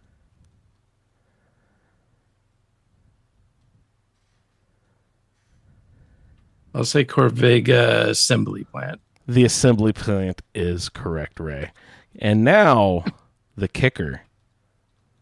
Which game? Which is which? Yeah, so the assembly plant is 4. Absolutely. Ring-a-ding-ding. Good job, Ray. Yep. Because the factory is in 3, right? And it would be further west. It makes sense. Yeah. Yep. That's in D.C. All right, Jess, we'll wrap up Mappalachia here. The Dunwich Building or Dunwich Borers? Which is further west? Which is further west? Dunwich Building? Okay. or Come Dunwich on, Steve. I Borers? got this for us. I got this for this. It's going to be the Dunwich Building. The It's further west. building is further west. And the kicker, what game are we playing there? Fallout 3. That is 3. Good job, you guys. Very nice. All right, this is a double dip, so let's play some more game time. What time is it? Game time. So this week on Skills, Traits, and Perks, we are going to play Fallout New Vegas. And remember, I had to pare them down just to one game because not all the games have skills, traits, and perks, and some are perks in some games, and they become skills and traits as you move along. So let's go ahead and play STP. So we have Jess. We'll let you have honors. Okay, thank you. Of course. Fast Shot in Fallout New Vegas. What is Fast Shot? A skill, trait, or perk? I think it's a perk. Oh, no. Sorry. Dung. Ding dong. All right. Ray. What is entomologist? A skill, trait, or a perk? Entomologist. That would be a perk. It is a perk. Good job, Ray. And there was much rejoicing. And I appreciate not letting the other person take it. Now that we're playing for other people, Yeah. we got to keep You it can't strict steal. and not Can't do any steal. gimmies. No Okay. steals, no gimmies. But what was fast? What was fast shot? Trait. It is a okay. trait. Okay. Jess? How about cannibal? Okay. Cannibal is absolutely a perk. It is absolutely a perk. Good job. Ray, back to you, sir. Built to destroy. That's a trait. That is a trait. Good job, Ray. Jess, to you. Guns. Guns, guns, guns. Going to the gun show. That is a shop. But no, it is a gun shop. skill. Guns is a skill. It is a skill. Good job, Ray. To you, unarmed. That would be a skill as well. Also a skill. Good job. Jess, 4 eyes. 4 eyes is a trait. It is a trait. Good job. Ray, hunter. That is a Hunter. perk. It is a perk. Good job. I would not know any of these. Jess, take us home here. Last one. Speech. Speech is a skill. Speech is a skill. Good job, you guys. All right. Thanks, everybody, for playing STP. Come on, that's hilarious. That's All right. beautiful. I love it. And is that the final? Is that the final, Andrew? Yes, that is it. That is it. That is it. Okay, well then congratulations, Catherine and Ray, because Ray has come in the winner with 8 points. Oh, thank and you for Jess keeping and score. Steve have a lowly 6 points. Oh, well, thanks for playing, everybody. Catherine, contact us. Send us your address there to our Or email. we'll contact you. Or we'll contact you. And we'll get that figured out. All right. Thanks for playing, everybody. That was this week's Game Time. What time is it? Game time. Woo. All right, well, what do we got next? Probably a fall of terminal velocity, I'm assuming. Looks like we're going off to West Tech. Let's check in and see what they're getting their the mess into over there with that FEV stuff.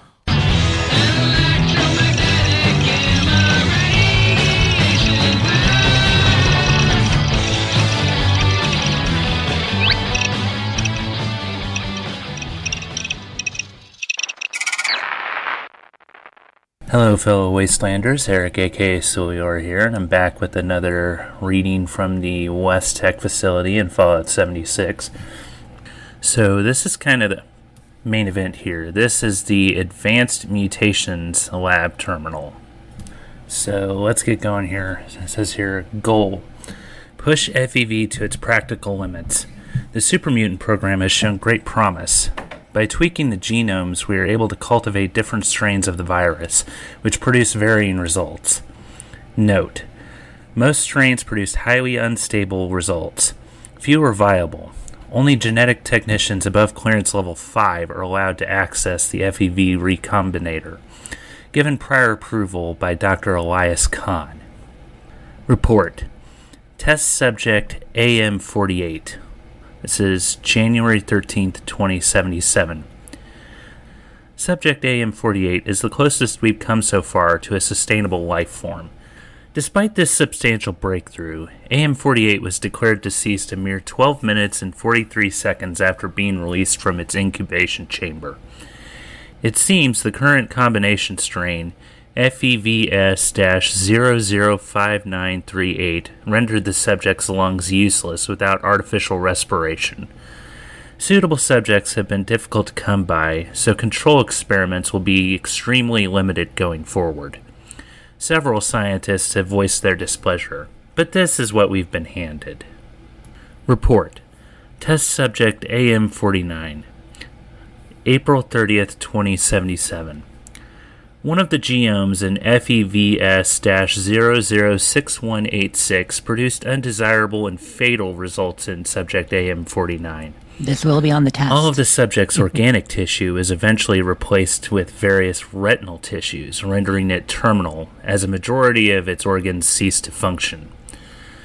Upon further study, it was determined that FEVS-00186 was contaminated. Report: test subject AM50, July 12th, 2077. AM50 was treated with FEVS-006309. Subject self-terminated 12 days into the program when its own upper cuspids pierced its medulla oblongata, leading to rapid loss of organ function. This is disappointing. AM50 seemed to be developing quite well. We shall have to modify the strain to remove the mutation's proclivity towards rapid new development in succedaneous teeth. Report: test subject AM51, September 5th, 2077. We have near success with test subject AM51. While FEVS-006378 has produced what multiple scientists have proclaimed nightmare-inducing results, the subject seems more or less biologically stable. AM51 seems capable of surviving on its own, but there were indications that it was constantly in traumatic pain. Indeed, to the point of self-induced terminal harm shortly after being left in isolated containment after its incubation period.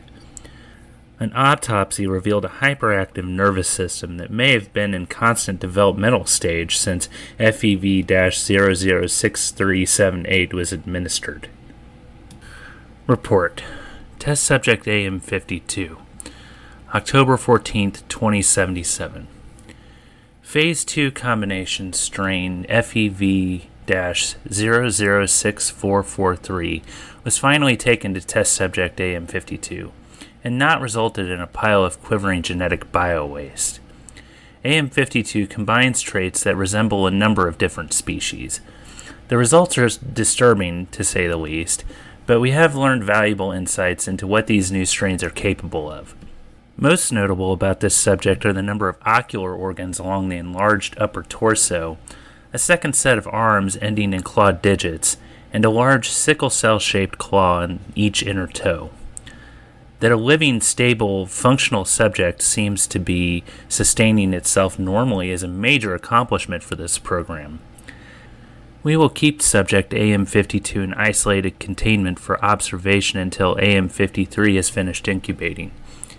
If the two are able to cohabilitate along with a standard mutated human test subject, we may try reintroducing them into the Huntersville site for further study.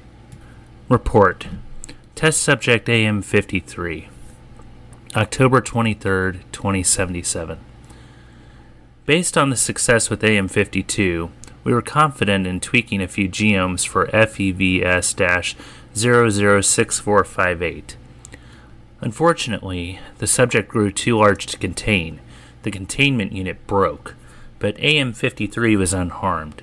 Indeed, despite this and its apparent lack of a discernible head, subject AM53 was surviving his metamorphosis, far exceeding our expectations. Since our containment units were insufficient to hold the subject, we have arranged for immediate transport off-site under sedation. Follow-up visits to AM53 will be scheduled for observation and recording.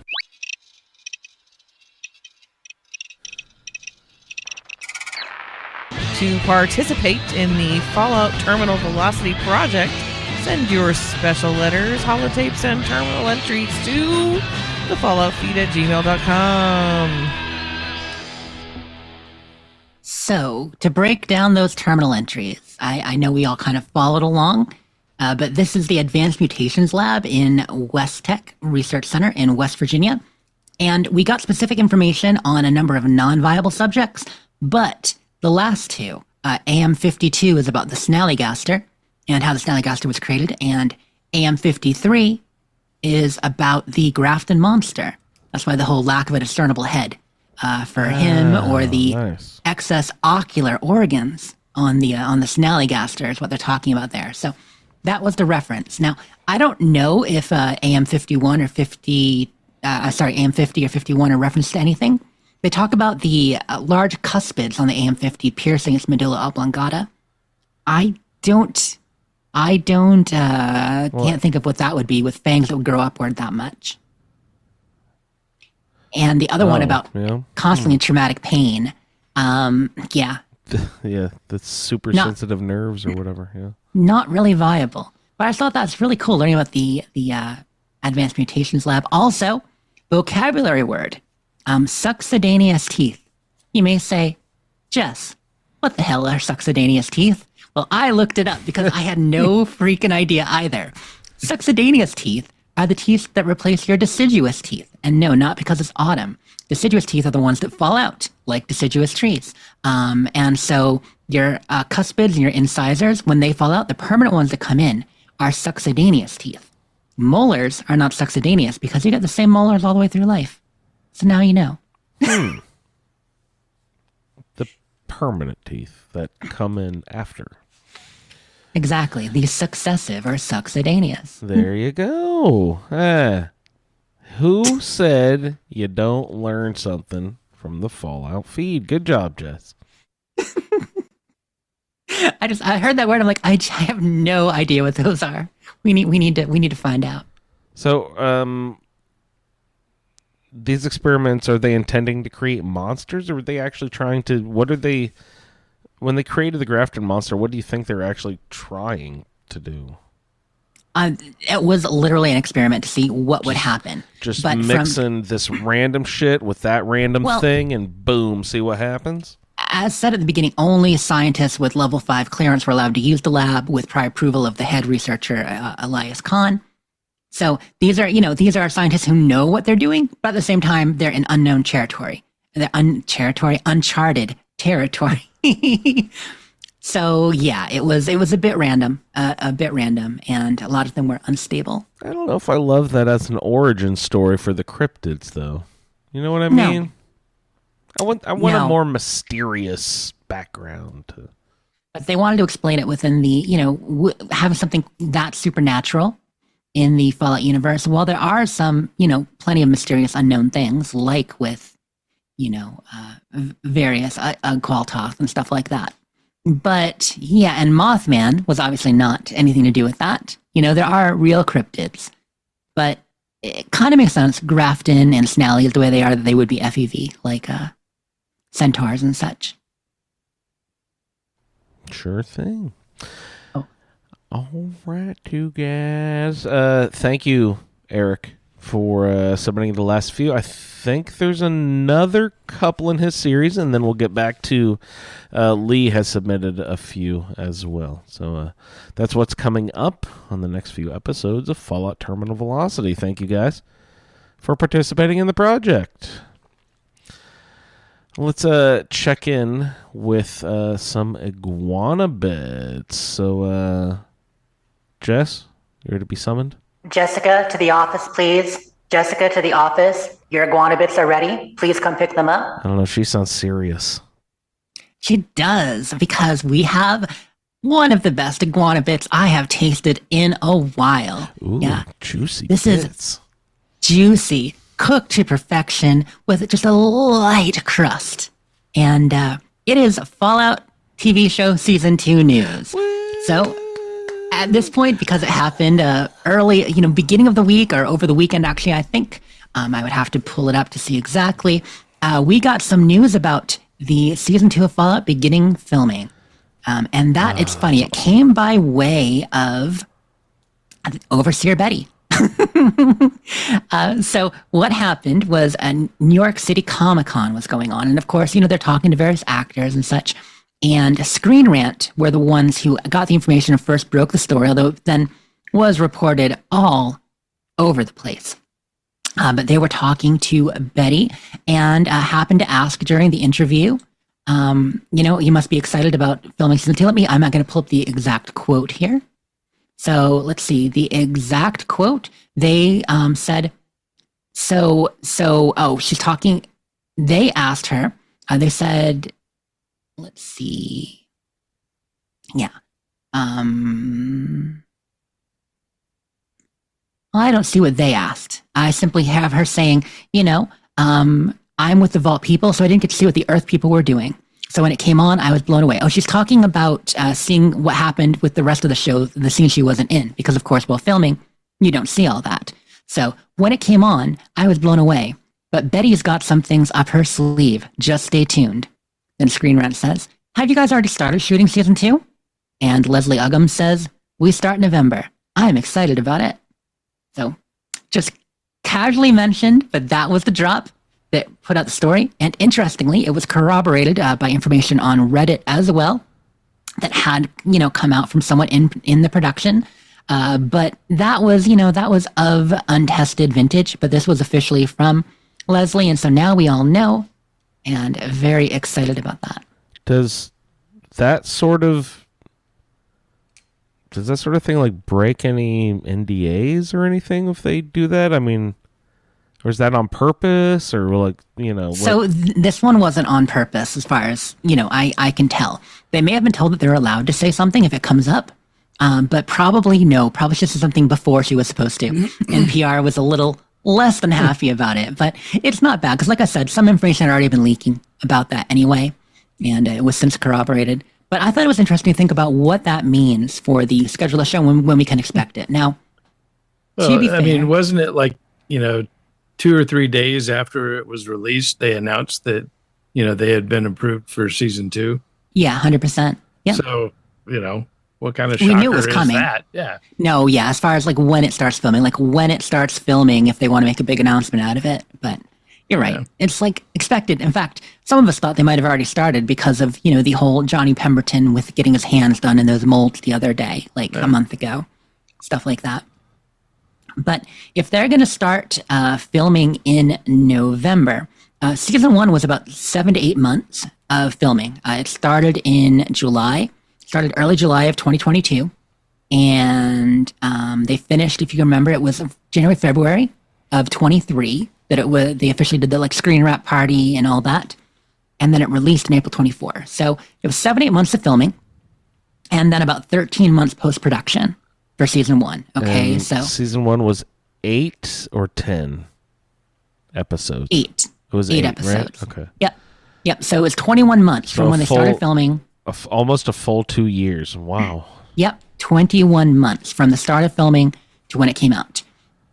But principal production is now in Los Angeles, as we know. They got that moved there. They were not just working on scripts. They're also, as scripts finishing, they're working on props and stuff in between.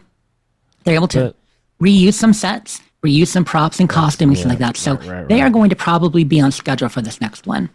There's also, they have talked about the schedule for, after this came out, in further things, they talked about the scheduling for the filming. It looks like they have a 6-month filming schedule. So starting in November, ending in April is the plan.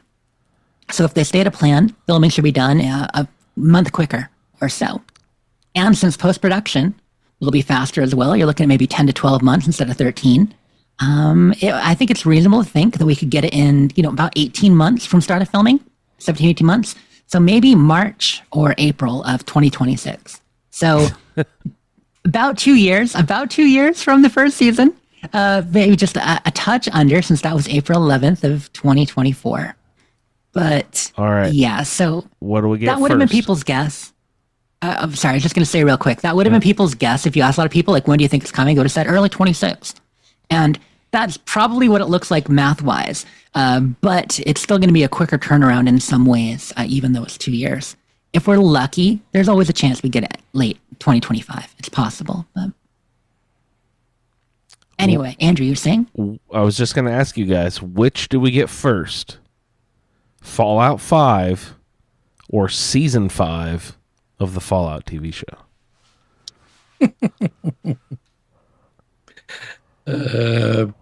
TV show. They come out at the same time, right? They're going to plan this out. Did you say Fallout 5 or Season 2, or did you say Fallout 5 or Season 4? See, 5. Fallout Season 5 or Season 5 of the show.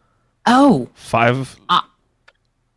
We might get Fallout 5 at the same time as Season 5.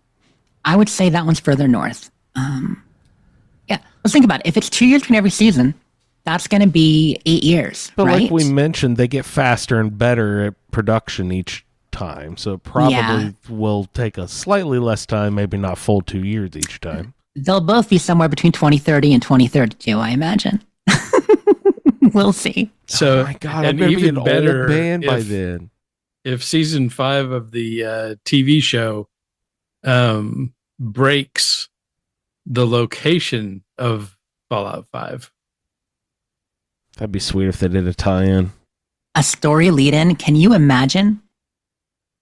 First of all, I'm not going to count my chickens before, the chicken curious salesman gets a hold of them.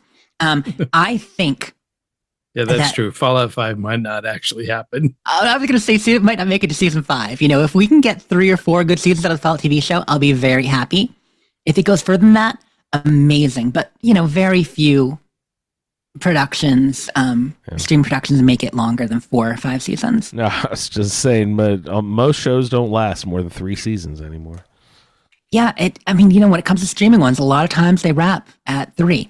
There are still plenty that do hit 4 or 5, but I can't think of the last time that a show that was on streaming as opposed to, cable first hit more than 5 seasons. Do streaming shows ever go backward to cable? Does that ever happen? As far as syndication, I can't think of an example. Someone else might know, of course, in chat, but I can't think of an example. Can you, Ray? No? Yeah, it seems to only go the other way. Take HBO Max. HBO Max, they had their shows first on their channels and then on online on their streaming service, which is called Max instead of HBO, which I still think is weird that they changed that. I hate that. But they have had a couple of big hits on the streaming side that maybe eventually it'll happen. And I would think if it did, it would be there first, as opposed to some Netflix show suddenly being, a regular on cable TV. Right. Cool. Yeah, so that's the first Iguana bit. Yay, they're going to start filming. I'm excited. Okay, next bits. This one is not quite as good. It's a little bit chewy. Fallout 76 update woes. Like I said at the start of the show, they did create more trouble after this update than most. What'd you say that was? Update woes. It's a little what? Little chewy. That's a lot, Chewy. And also, I don't like my iguanodon to be fuzzy. I just want to put that out there right now. No fur on the iguanodon. Not chewy or fuzzy? I'm sorry. I'm a picky eater, I guess. But yeah, so with this update, we're having a couple of problems. First of all, more frequent disconnects. More frequent disconnects and blue screens have been happening again, which sometimes happens after updates.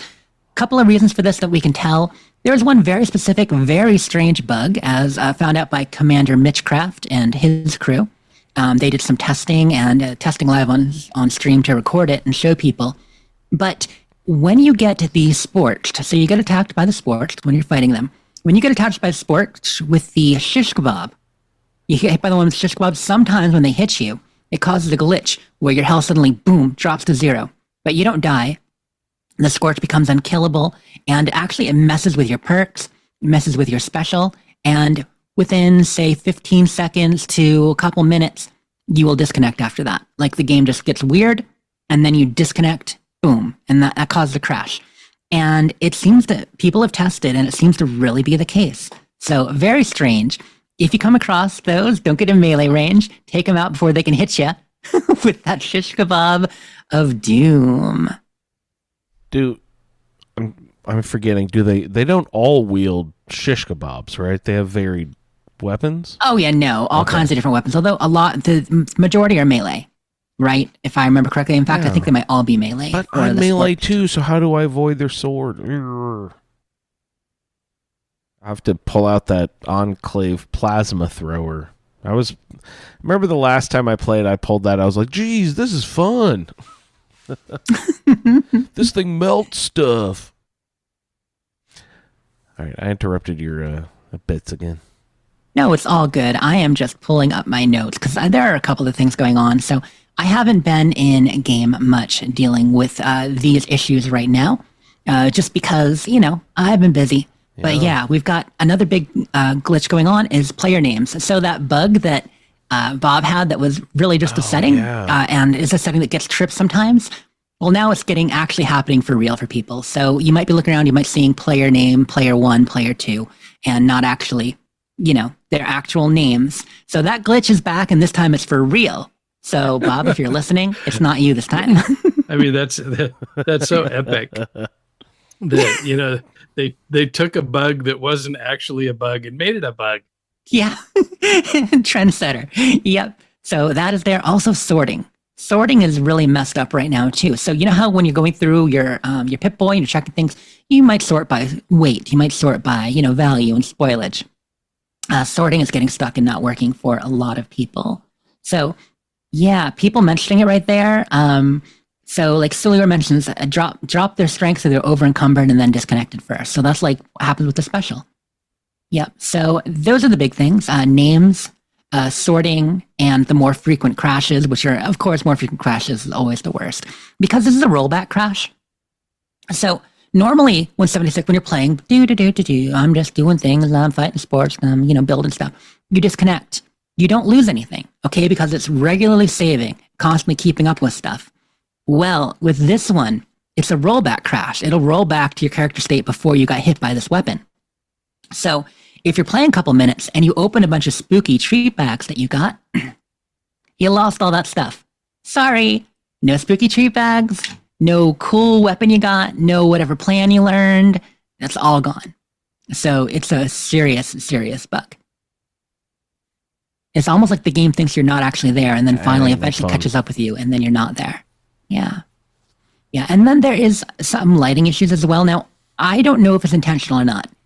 If they were trying to revamp the lighting system, it was noted there were some tweaks, but not like this. It seems like some ambient light is gone now. Either the overall ambient has been reduced or is missing in some locations. And so light is much more directional or locational, I should say. You know what I mean? Like around the source. It's not spreading quite as far. So either some variable got hit or it's on purpose. People just start getting used to it. I think it looks good. I like darker nights. Ray and I have talked about this before. We like darker nights. Mm-hmm. And the nights are more like they were that first year now. So darker nights, darker interiors and buildings. They couldn't have picked a more opportune time of year to do it. That's true. But one funny thing is, you know how we've got all the weather stations now? So you might have Mothman weather, or you might have like Atlantic fog weather, stuff like that. Well, those were already making things darker.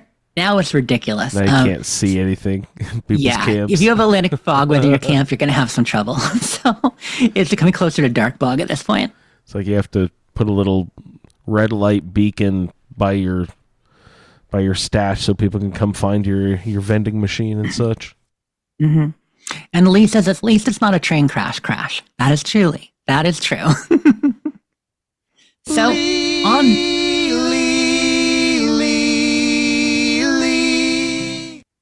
Sorry, I missed it last time. I had to cram it in. You had to. No, you had to. We were waiting. We're waiting for that, Lee. So on the positive side, though, like I mentioned at Fallout Day, we didn't just have our thing, but there was a presentation on content preview and talking about upcoming content for 76. So here's what was discussed. It was mostly stuff we knew, but a little bit more on it.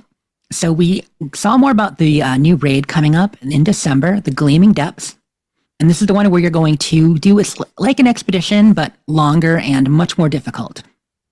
It's a 4-part raid where once you commit with a group, you're committed. If you die, you actually get kicked out and you can't rejoin your team until they defeat the boss for that area. And I believe that there are kind of like 4 areas. There might be 5 areas. I've been through it with friends, but I only the one time watching, so I don't really remember. But there's a robot zone. There is a really difficult mole miner zone. There is a really difficult. I mean, the stalking mole miners can one-hit kill you. Okay, so you think, oh, mole miners, blah blah. No, the stalking mole miner, he's bad. He's like a New Vegas quarry style Deathclaw bad. You don't mess with that guy. Then there is an Enclave team. I think it's Enclave team. Not Sigma, but something special Enclave team. You got to fight. That they're quite tough. And then there's a final boss, this big ass snake, which you guys probably saw from the previews. The Ultrasight Terror, it's called. It's very cool. So anyway, a lot of fun, but it's going to be tough. Ultrasight Terror. Get ready. Mm-hmm. The 4-star legendary gear. So there will be 4 stars available on some drops and stuff you can craft. I don't know much about it yet. They still haven't really told us much about it, but the 4 stars are coming. Something very cool we talked about a little bit a couple weeks ago, player titles. So player titles are going to be achieved by unlocking challenges in the game. So a lot of them are going to be the challenges already on your list, like the world challenges, survival challenges, all that good stuff. But also some's going to be like little fun stuff, completing certain quests, completing the raid, for instance. The new one will get you a title. So it's going to be 2 parts. You can choose the prefix and the suffix of your title. So you could be like ungodly menace, or we don't really know what they're all going to be. I've seen a number of examples, but I can't think of one right now. But it's just kind of little funny things. Usually it's related to things you've accomplished in game. I want my prefix to be Doctor, my suffix to be Esquire. Come on. Dr. Esquire.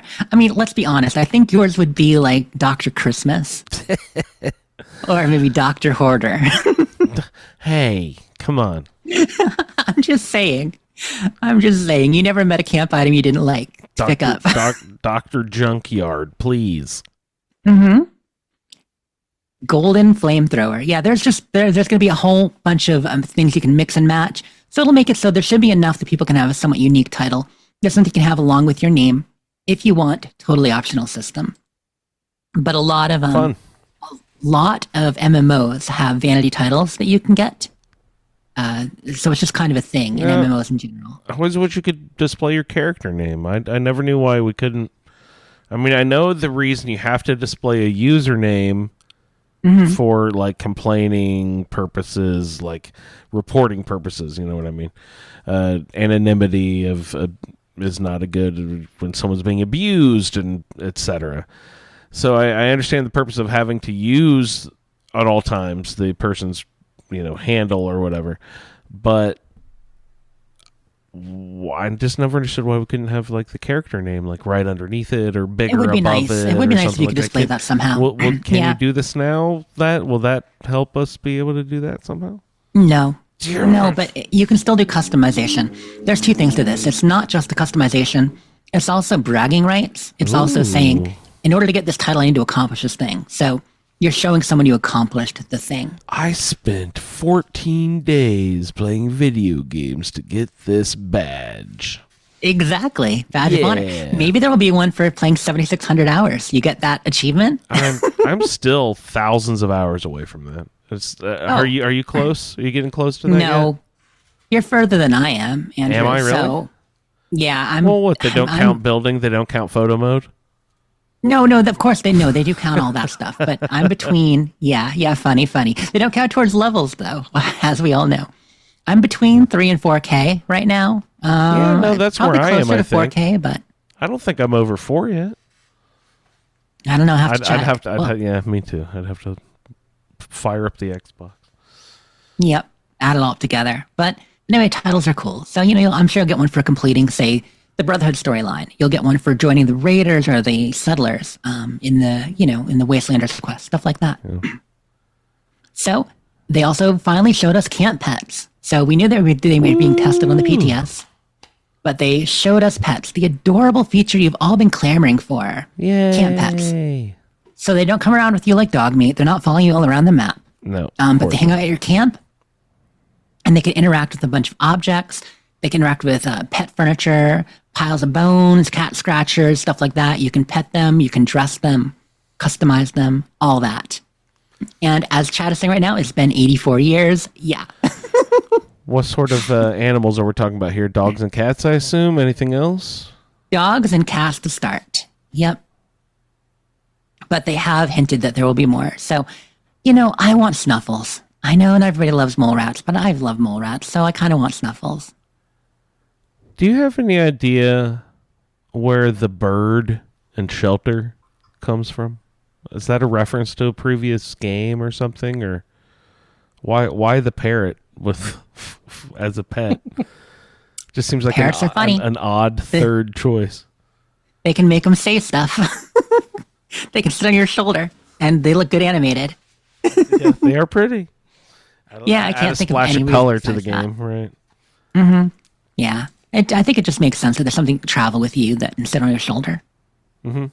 Cool. So finally, not finally because there was one special addendum, but they got into the play as a ghoul again, which as we know is coming early 2025, and they showed some of the ghoul-specific perk cards. So we've been all over what it means to play as a ghoul, but it will be something that you can earn through a quest, keep on your character, and it is reversible. It would take some work to reverse as well. They have some benefits and negatives and their own special perk cards you can use. It's like getting vampirism in Skyrim, where you had to go through a whole process to undo the vampirism, right? Yeah, it'll be a bit like that. Yeah, or werewolf. That's a really good comparison. Finally, the last thing that was not on the official list, at the end of the presentation, Dog Meat came in carrying a fishing rod and dropped it for John Rush, the director, John Rush, who was helping give the presentation. And he said, "Oh, thank you, Dog Meat. And I'll be back. I need to go work on testing a new feature." Holding up the fishing rod. You guys, fishing confirmed.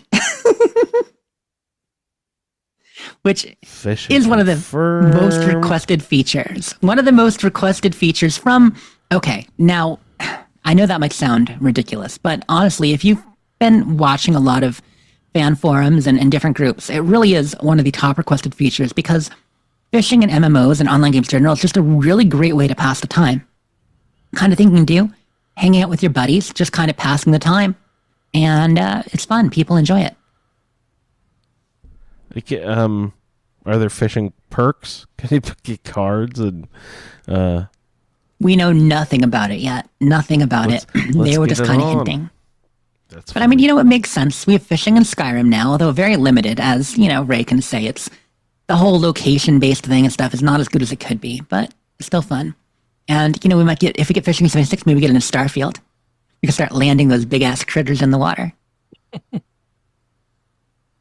be funny. So, be sweet. besides the updates, the update woes, and the upcoming updates, we do have a free play week in 76 right now. So you can currently play for free through October 29th, which is that just 29th? Is that just Tuesday? Yeah, okay. So if you don't know, by the time you hear this, you probably only have a day or two. But you could have been playing Fallout for free. Silly you. I hope you did. You could have been. Yeah, could have been.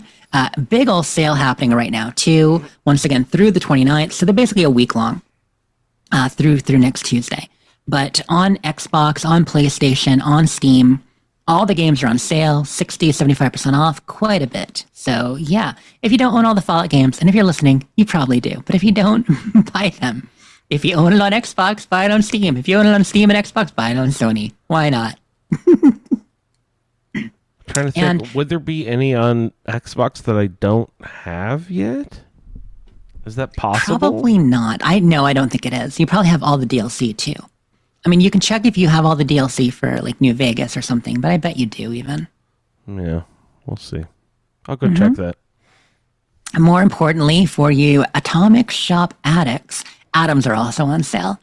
So Atoms are on sale at up to 35% off on all platforms. So whatever system you play on, you can get them cheaper than ever.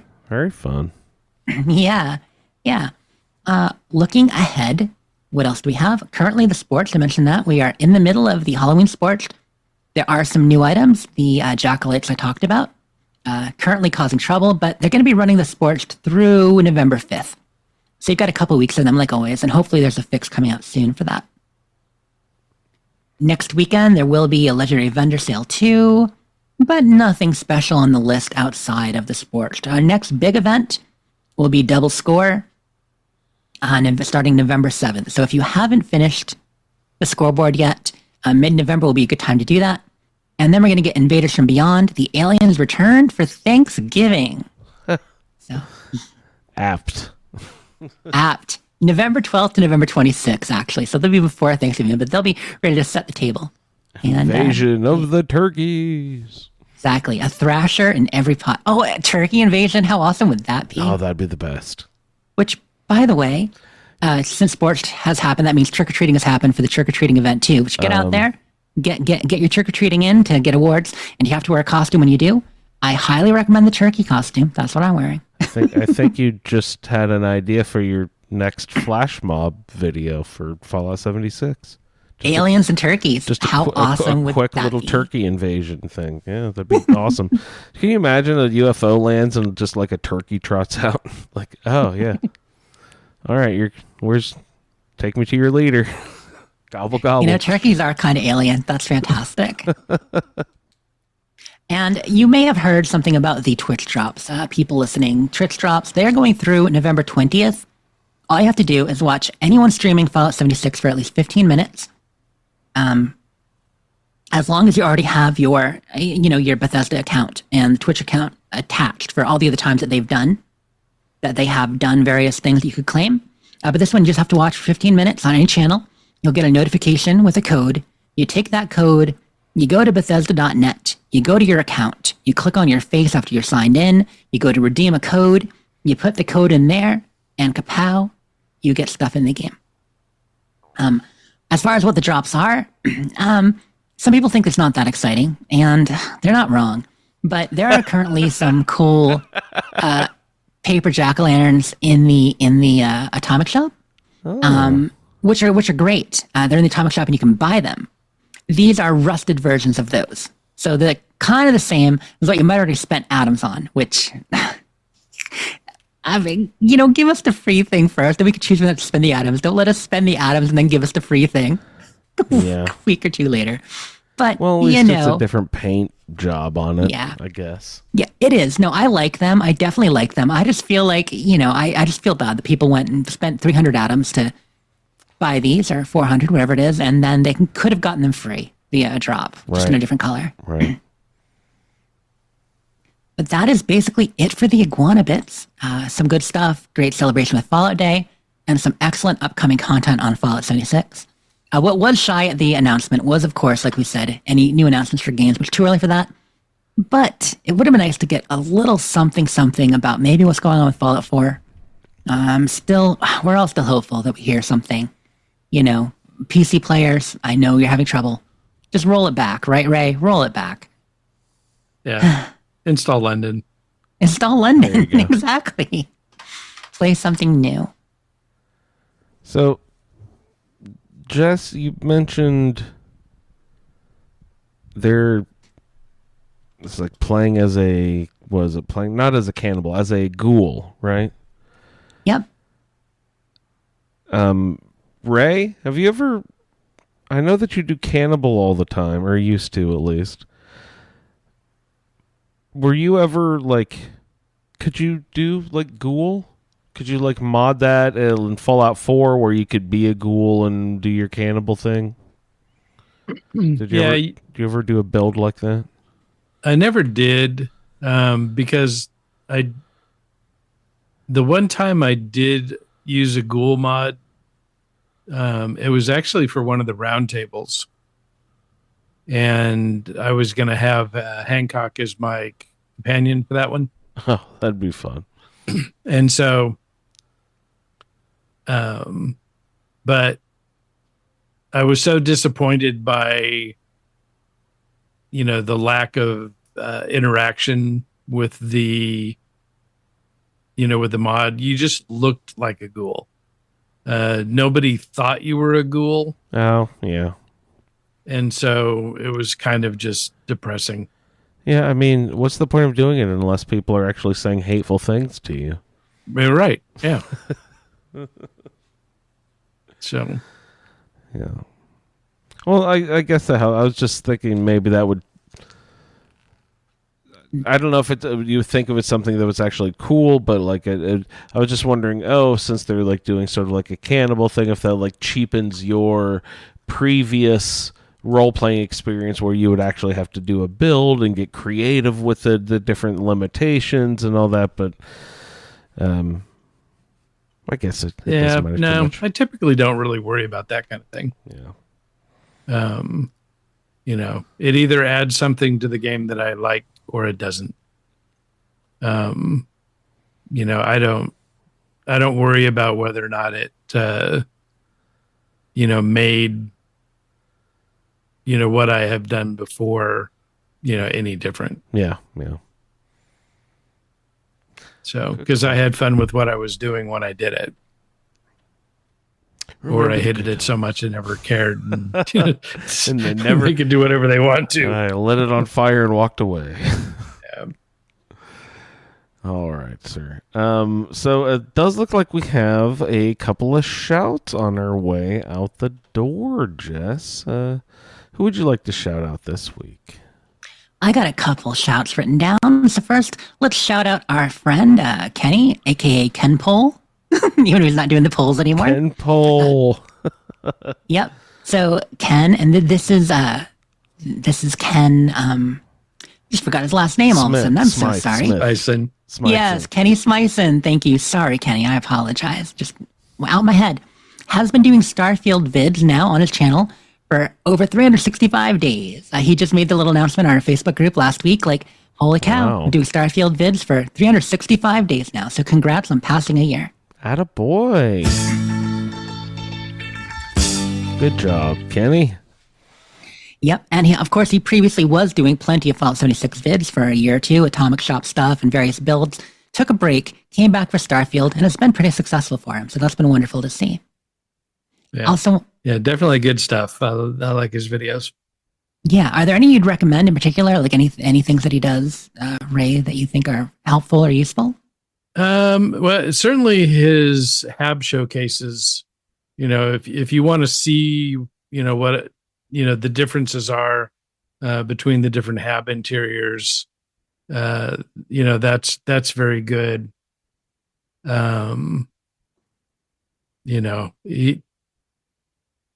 He does the showcase for each of the different types of habs and for all the different companies, and then he also has his little roundup where he picks his favorites, and goes through his reasoning why and all that kind of stuff.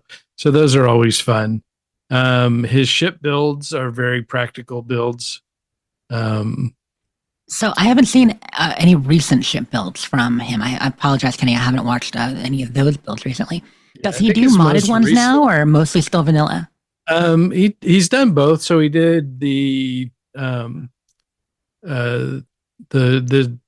ship from Star Trek I don't know that he really said which edition, but he did it both modded and unmodded. Mm-hmm.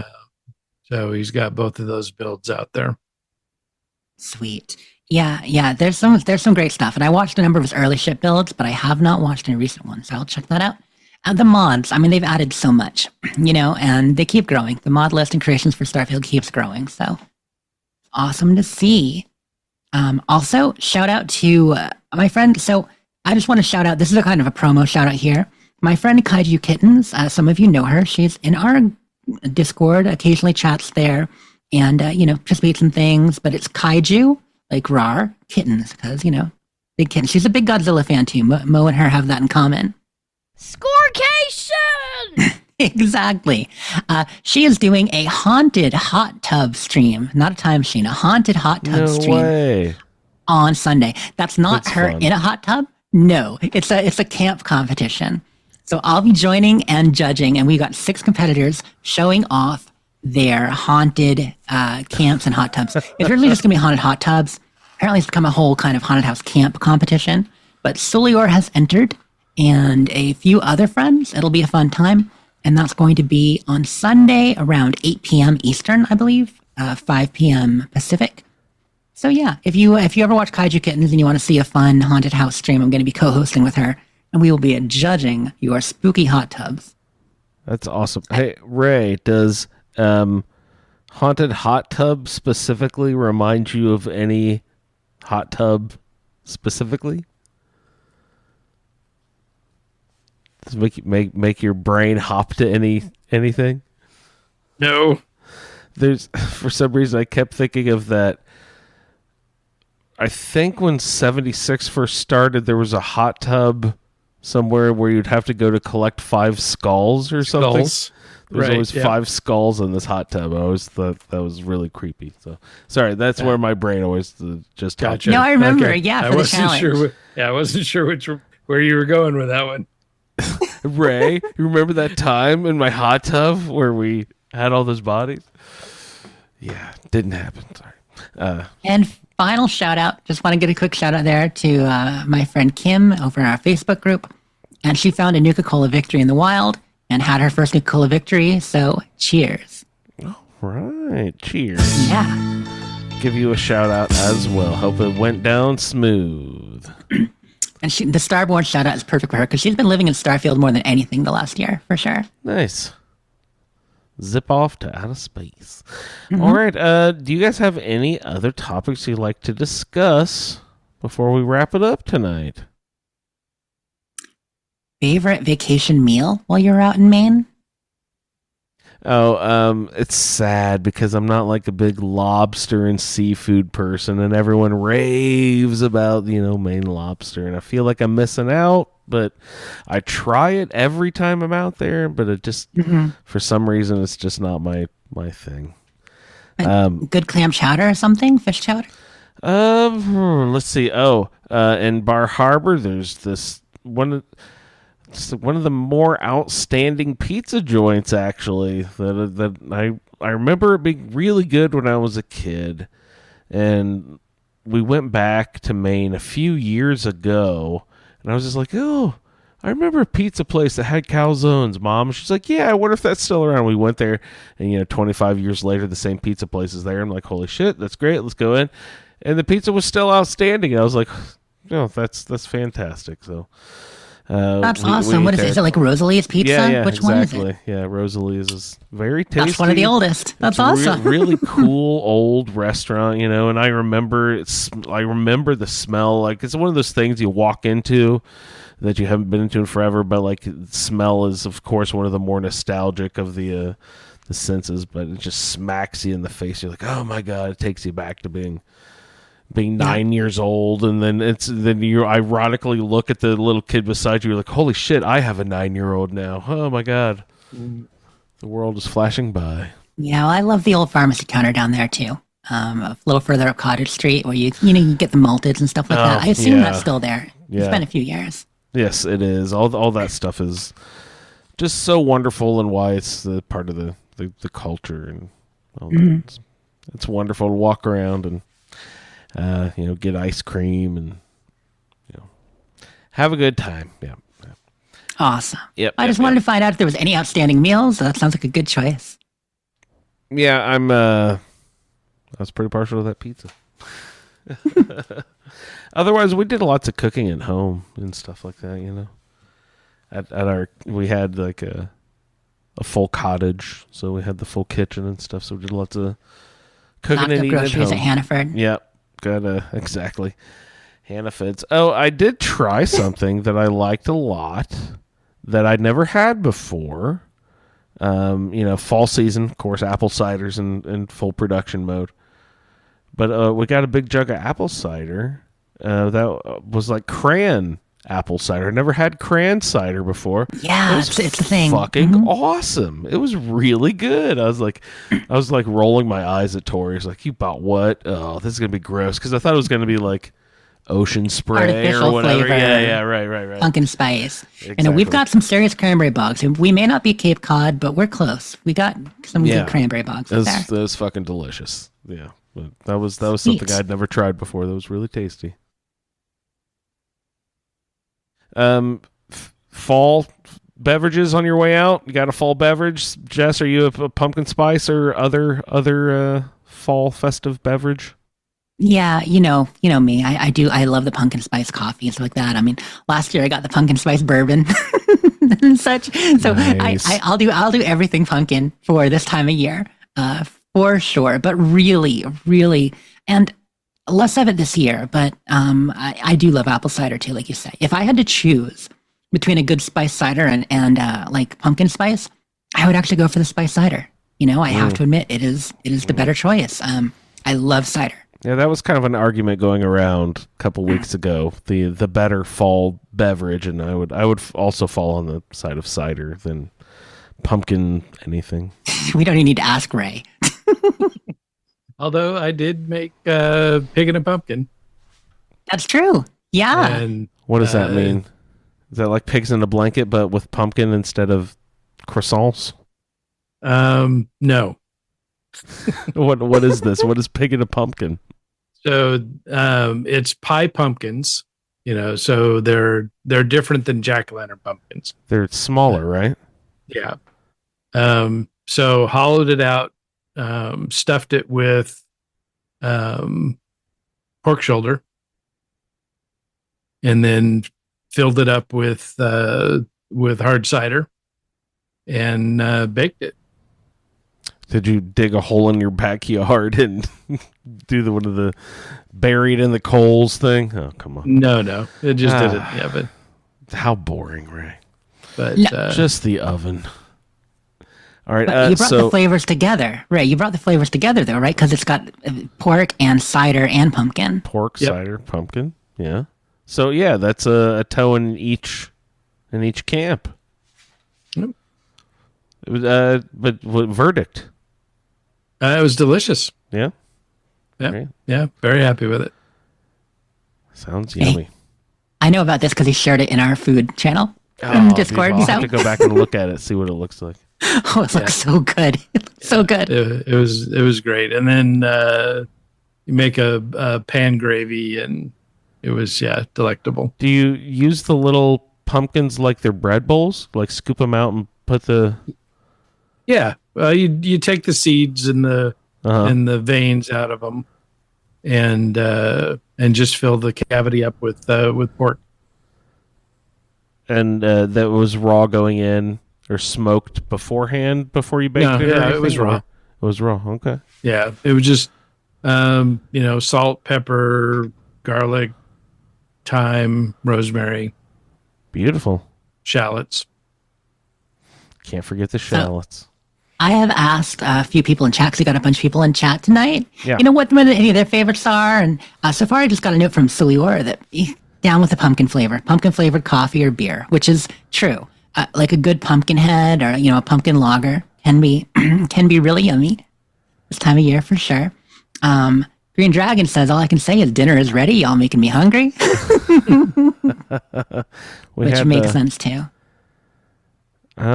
See, pumpkin beer, I don't know that I've had it in a good long while. I remember Not liking super artificial ones, of course, but I don't know if there's something that actually tastes really good, I might enjoy. But can't say I've ever been a big like fruity flavored beer guy anyway.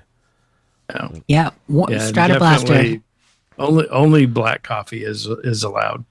So picky. No, I like cream and I like flavor. It's all good. Oh, Pollution. man. Warm spice cider for Strata Blaster. And Warm also a spice shout out for cider. hard cider. So just a lot of variations on the cider theme. That really is the ultimate fall beverage, I think. Or black coffee. My wife sometimes puts a pot of what she calls wassail on. But it's, I think real wassail is supposed to have some sort of rum or something in it.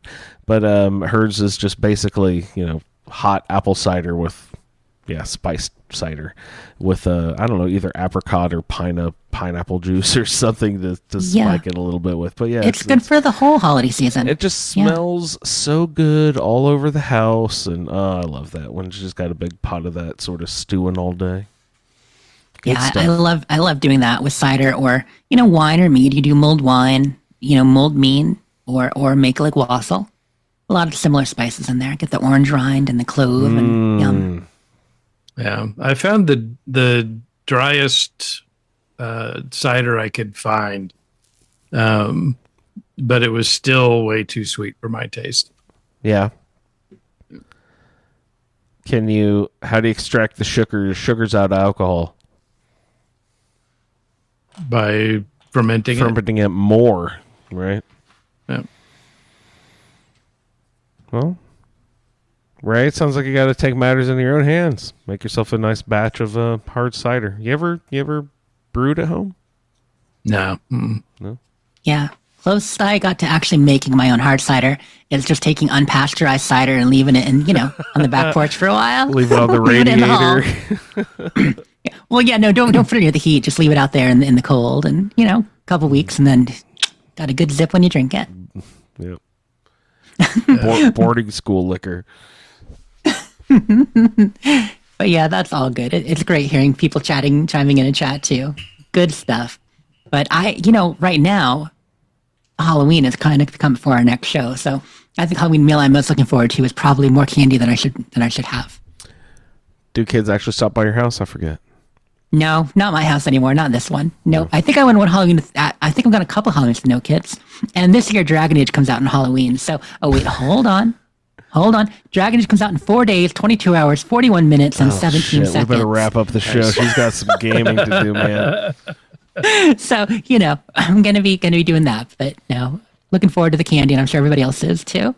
Well, I expect a full report on your first complete game play through the entire story next episode. So it'll be out, like 3-4 days? 3 days by the time we record again?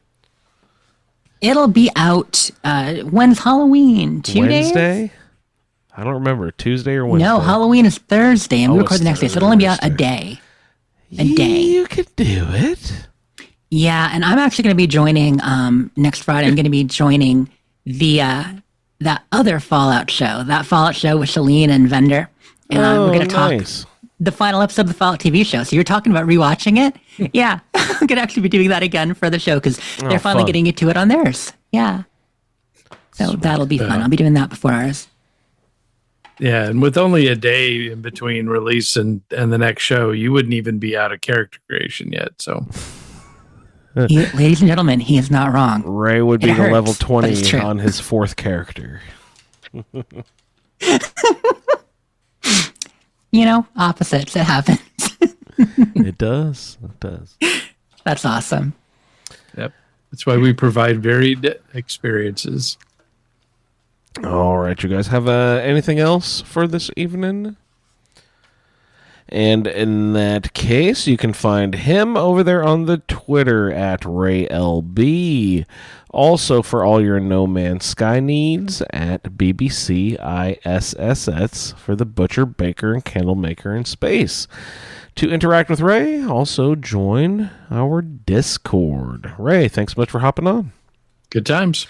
Jess also frequents our Discord and on Twitter can be found at Sleep is 4T. Also, you Wastelanders and at Dames Who Game. Jess, thanks so much. Thanks, everybody. The show can be found at the Fallout feed, and you can interact with me in the Facebook group. I'd like to thank everyone for downloading this edition of the Fallout feed. We will see you in the Wasteland.